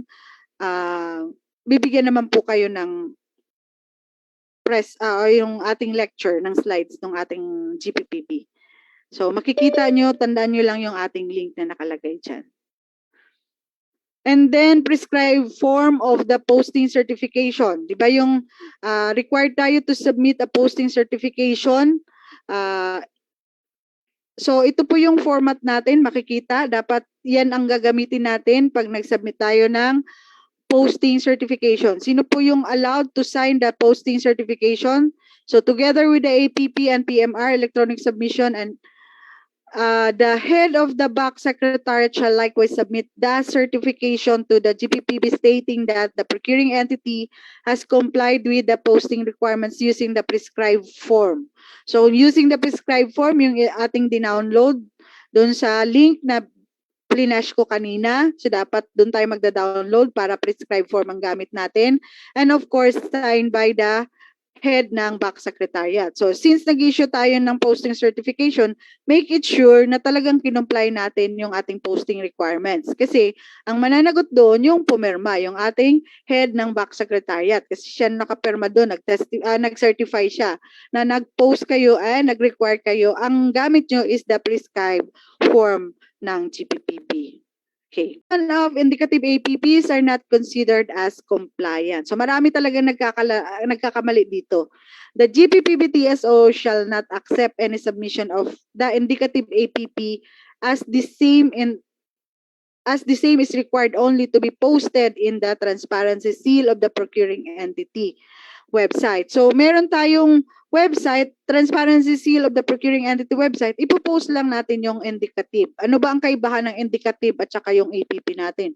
Yung indicative APP natin, yun yung ginagawa natin. Ina-attach natin doon sa ating proposal na sinasubmit natin for approval para ma-approbahan yung budget natin. Yung APP, yun na yung AP annual procurement plan natin after the approval of the budget. Kung sa LGUs, after the approval of the appropriation ordinance, yun na yung ma-consider natin na APP. But yun yung in-approve ni HOPE after the approval of the budget. So, prior to the budget, indicative APP po ang tawag doon. Okay. Ano po ba yung kailangan pa natin i-comply with the APCPI? A complete submission shall include the following accomplished forms. So kasama po yan sa sasagutin natin, yung self-assessment form, consolidated procurement monitoring report, and APCPI questionnaires and action plan. So yan po yung mga forms pag nag-comply tayo ng ating APCPI. Kailan naman yung ating submission? Deadline for submission for APP, take notes, first submission, January 31 of the current year. Yan yung ating APP. So, January 31, assuming na na-approve na po yung ating budget ng January 31. So, pag hindi pa naman approve yung ating budget for January 31, usually nag-i-extend din naman yung GPPB ng deadline. Nag-i-issue naman sila ng guidelines on that. Changes with the first semester. Pag sinabi natin changes, yung updated APP natin na naka-indicate na lahat doon kung kailan tayo nag-post, lahat ng mga kailan tayo nag-contract signing. So, yung mga ganong timeline naka-indicate na doon. Ang submission natin is July of the current fiscal year. Then, changes with the second semester, January of the succeeding year. Yung changes natin for the second semester, ibig sabihin, lahat yung nasa APP natin, lahat yung updated, lahat yung mga insertion natin, nandun na lahat, at saka yung kailan natin na-procure yung ating timeline, naka-indicate na doon, yun naman yung isa-submit natin on January of the succeeding year. So, yun yung gagawin ng ating mga secretariat. Medyo marami yun. PMR naman, first semester, July 14, of the current fiscal year, and second semester, January 14 of the succeeding fiscal year. For the APCPI, annual, March 31 of the succeeding fiscal year. So yan po yun, take note of the deadlines for submission ng ating mga forms. Extended deadline for submission due to COVID. So dapat nakakomply na rin tayo dito lahat kasi kung titingnan nyo yung date, tapos na po ito lahat. So APP, natin ng changes for first semester, nag-extend tayo ng September 30, 2020. Changes ng second semester, 31, 2021, March 2021. First submission ng 2021 APP, March din. First semester and second semester. So, hindi na lang pala natin, wala pang deadline dito is the submission of second semester ng PMR, which is July 14, January 14, 2022. So, APCPI extended din until June 30, 2021. Submission of yung mga reports natin is acceptable up to June 30. So, tapos na rin ito, 2021. Provided with justification from HOPE, yung 2020 APP for second SEM, 2021 APP, and 2020 APCPI. Kung bakit late ka nag-submit. So, kailangan may justification. Okay. Auto acknowledgement. So, dapat nakatanggap tayo ng receipt of auto-generated acknowledgement from GPPB TSO upon submission of the certification and report. So, kasi yun lang yung magiging basis natin na natanggap ni GPPB yung ating mga submission. Kasi pag wala tayo dyan, wala tayong receipt of auto-generated acknowledgement, wala kang proof na nag-submit ka. If ever sasabihin sa'yo na hindi ka compliant. Okay. So, in case of non-receipt of auto-acknowledgement within 1 hour after submission of the procuring entity shall resubmit the certification and report to the same electronic mail address.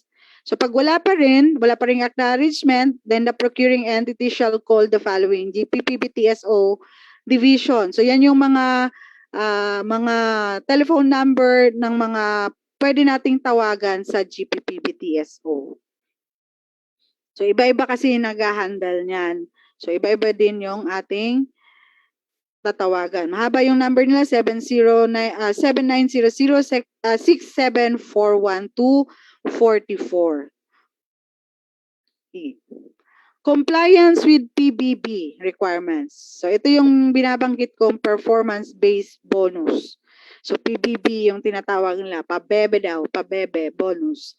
Procuring entity shall be responsible for ensuring fitness and timeliness of your submission. Okay. The receipt of auto-generated acknowledgement serve only as the proof of submission and does not guarantee compliance in terms of correctness, completeness, and timeliness of the report submitted. Okay. List of complying agencies. So makikita po natin yung list of complying agencies. Pinopost po yan ng GPPB TSO or those which have submitted their APPs, PMRs, and APCPI results on the GPPB website. So, para sure tayo, pwede nating tingnan doon sa post ng GPPB sa GPPB website kung compliant na ba tayo or hindi. Or nakasama ba tayo doon sa nalista. Okay, back to you, Ma'am Monique, for the knowledge check. Thank you, ma'am. For our second knowledge check question under the learning session 2, may I please request our technical team to please flash our question. Pursuant to GPPB Circular 02-2020, the BAC Secretariat shall submit a certification to GPPB stating that the PEs, APP, and PMR, duly approved by the HOPE, have been posted in the agency's website or in the absence of such at any conspicuous place reserved. Is this true or false?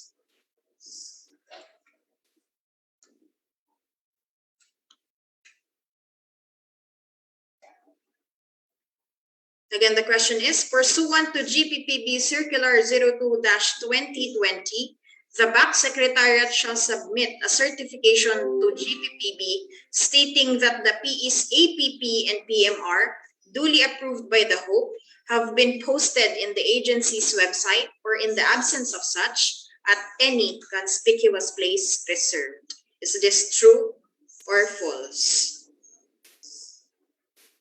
All right, 67% of our participants is currently answering the poll.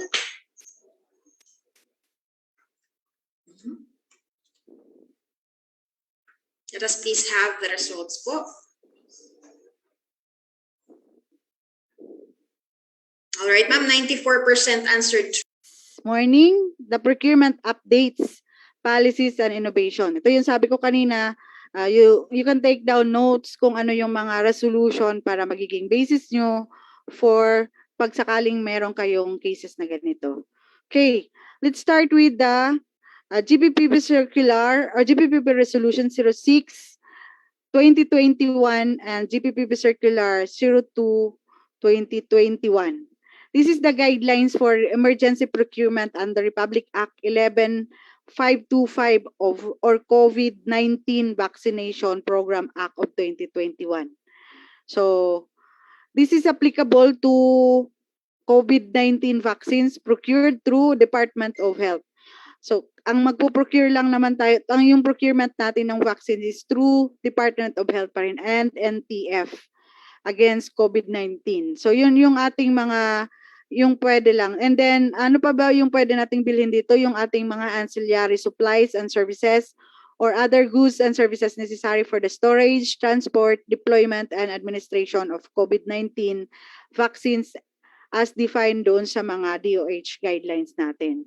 So, in this circular, yung ating procurement, negotiated procurement emergency cases as the procurement modality to be reflected in the annual procurement plan. So, ilalagay pa rin natin ito sa annual procurement plan natin. So, ang magiging mode of procurement natin is negotiated procurement emergency cases.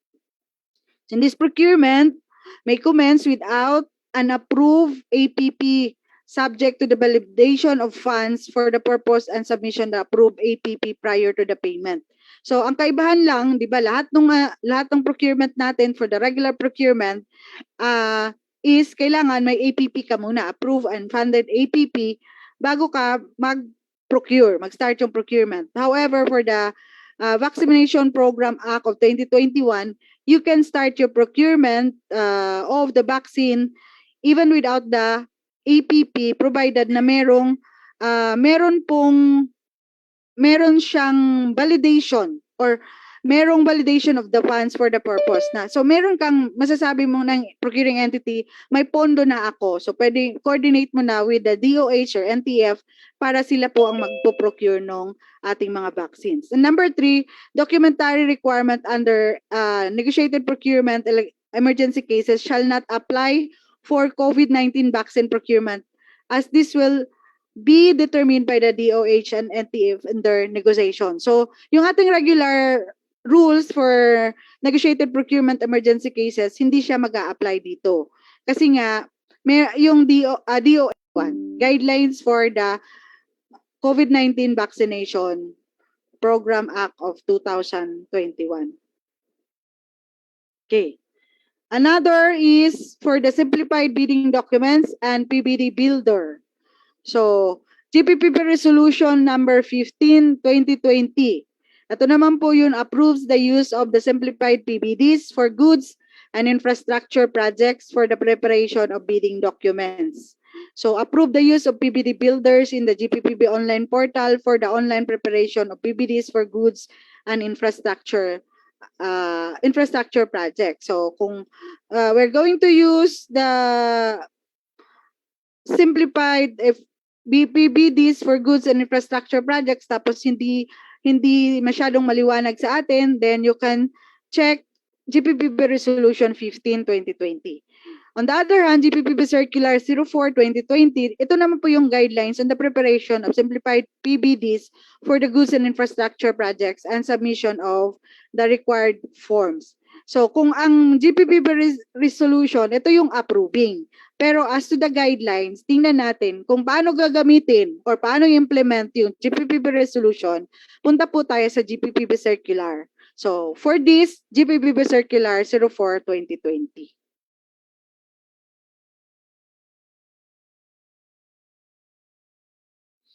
Okay. For the online blacklisting portal, so makikita po yan sa www.gppb.gov.ph online blacklisting portal. So, ang basis natin dito is GPPB Resolution number 14, 2020.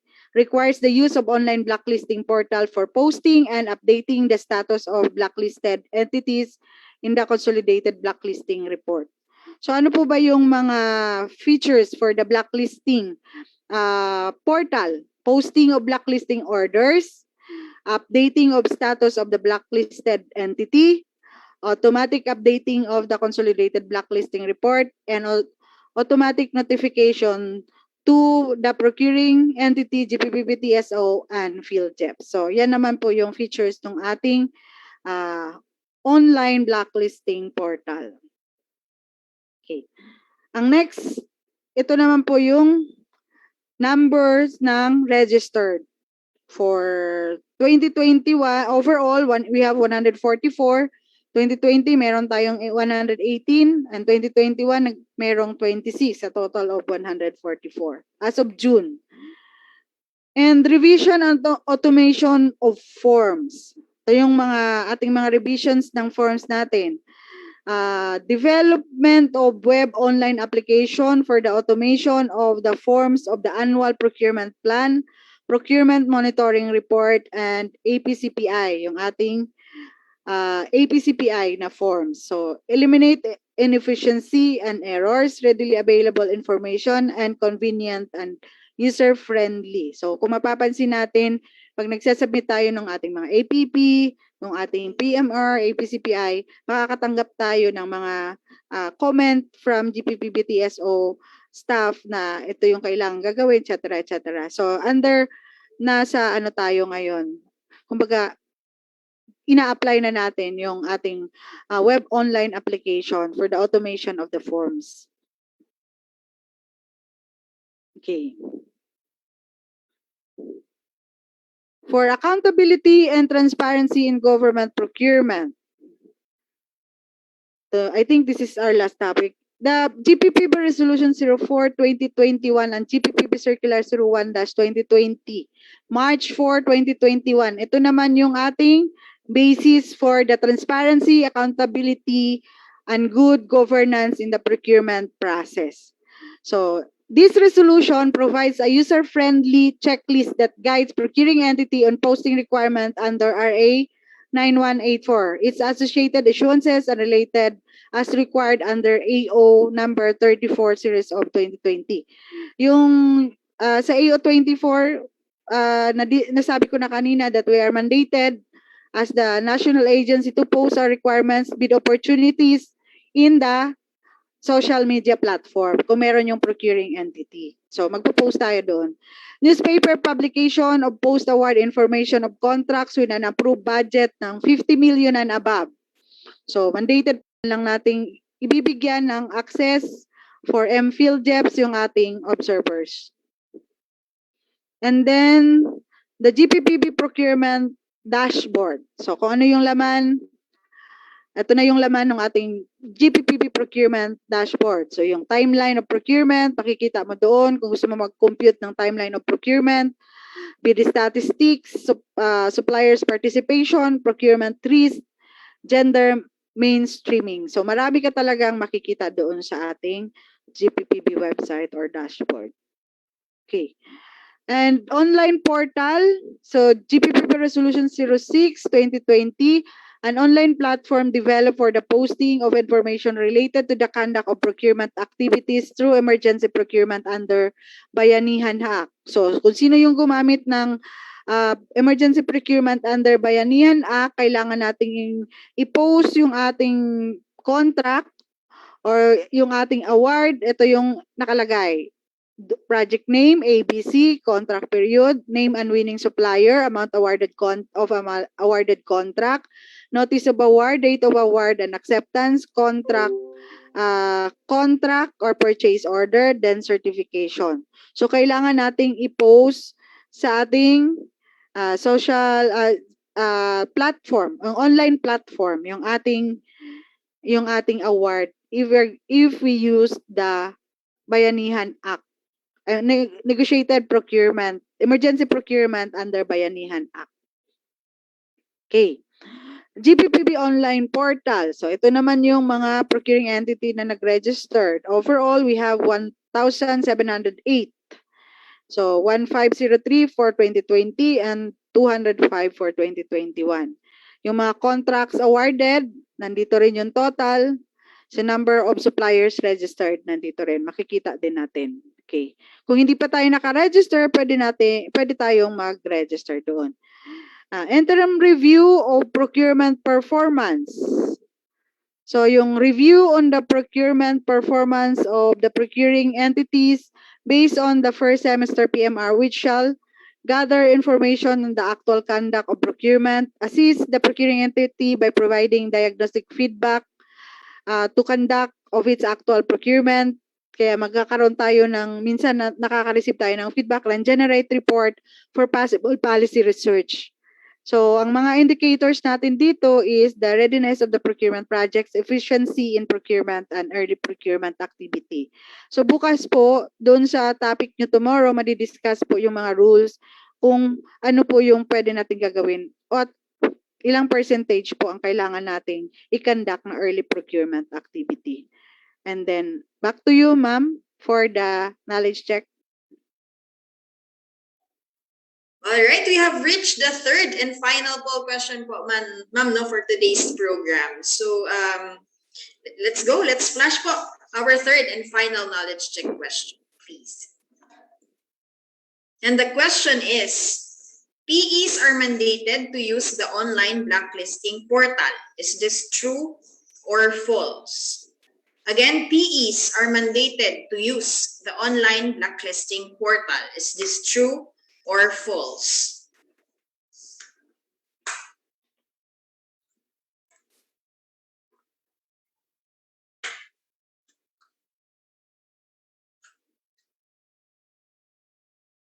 All right, 46% of our Zoom participants are currently answering the final poll. I hope to use the online blacklisting portal. So, answer is true. Mandated to post their blacklisted suppliers, bidders, and contractors in online blacklisting portal. Yes, ma'am, I think that's the last slide for this morning. Yes, ma'am. That ends our discussion proper. Again, thank you very much, ma'am Leslie Kanya Franca. To proceed with our second and final open forum, once again, we have our resource speaker to answer all related questions raised under our first and second learning session. May I request our technical team, please, to flash our first question. I think ito po yung kaninang mga pahabol questions, ma'am, for our session 1, learning session 1. So the question is, can the back of the MLGU conduct training for the BLGU and collect training fees for it? Parang I address ko to yung question sa inyo, Ma'am Monique. I'm not sure if the LG is allowed to collect training fees kasi ang alam ko po for GPPB, all training on procurement is free. We have to request lang to the GPPB TSO for trainers. But for collecting fees ay hindi ko ma-direct yung sagot kung whether you are allowed or not.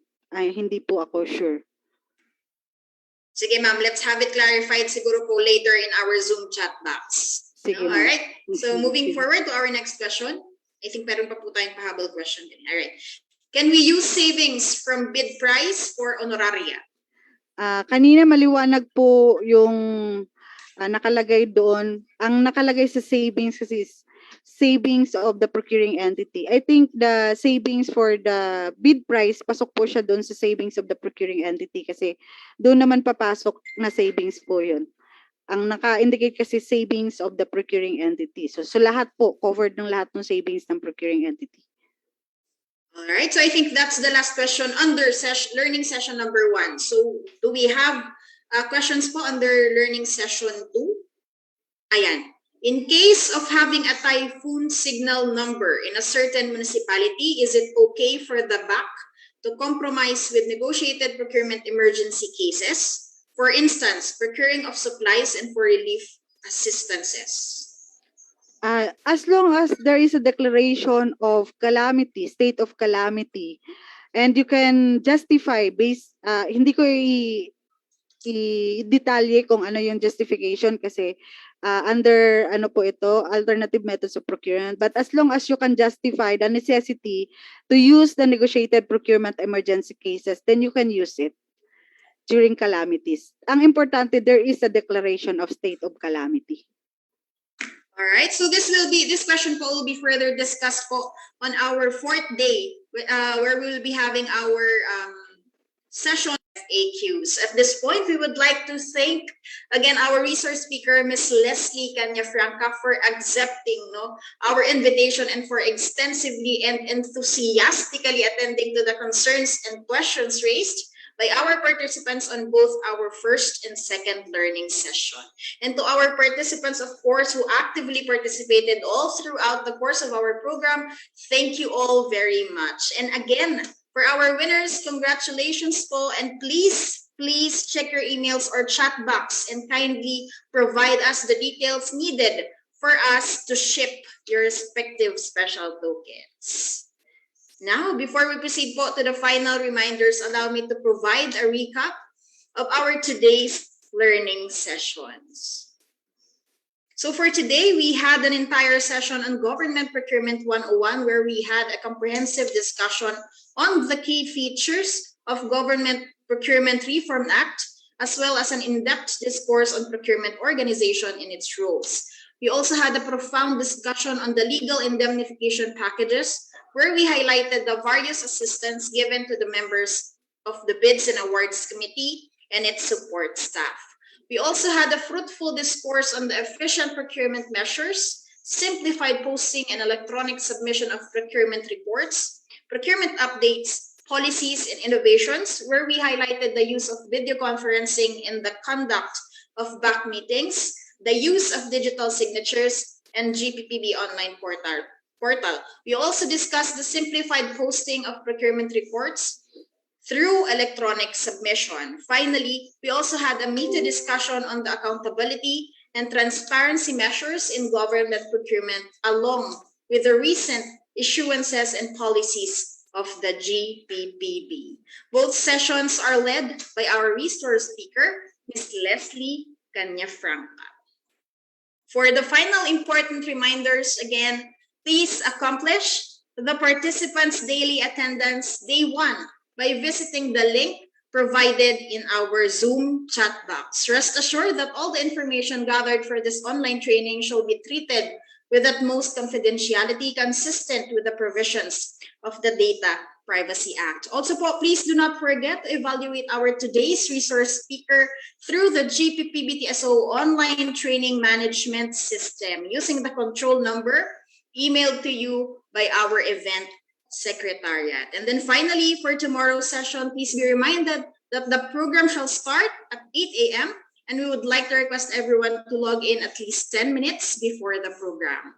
Also po, please be advised that we shall be again using the Zoom platform, which credentials are emailed to you or provided to you by our activity secretariat as well. And then finally, may we request everyone to please switch on your cameras to commemorate this learning session with our resource speaker. I'll just be quickly browsing through my Zoom window. Kung lahat po tayo naka-open na, we'll be having 3 shots. Hold on po All right. Let's have our first shot, please. Ready, 1, 2, and 3. For our second shot, ready, 1, 2, and 3. And for our final shot, ready, 1, 2, and 3. That's it. That concludes the first day of the 9th batch of the online training for the Municipal Local Government Units on Government Procurement Reform Act, or the Republic Act number 9184 and its 2016 revised implementing rules and regulations. On behalf of the Government Procurement Policy Board Technical Support Office, this has been your facilitator, Monica Marie Sadia. Maraming salamat po. Recording stopped.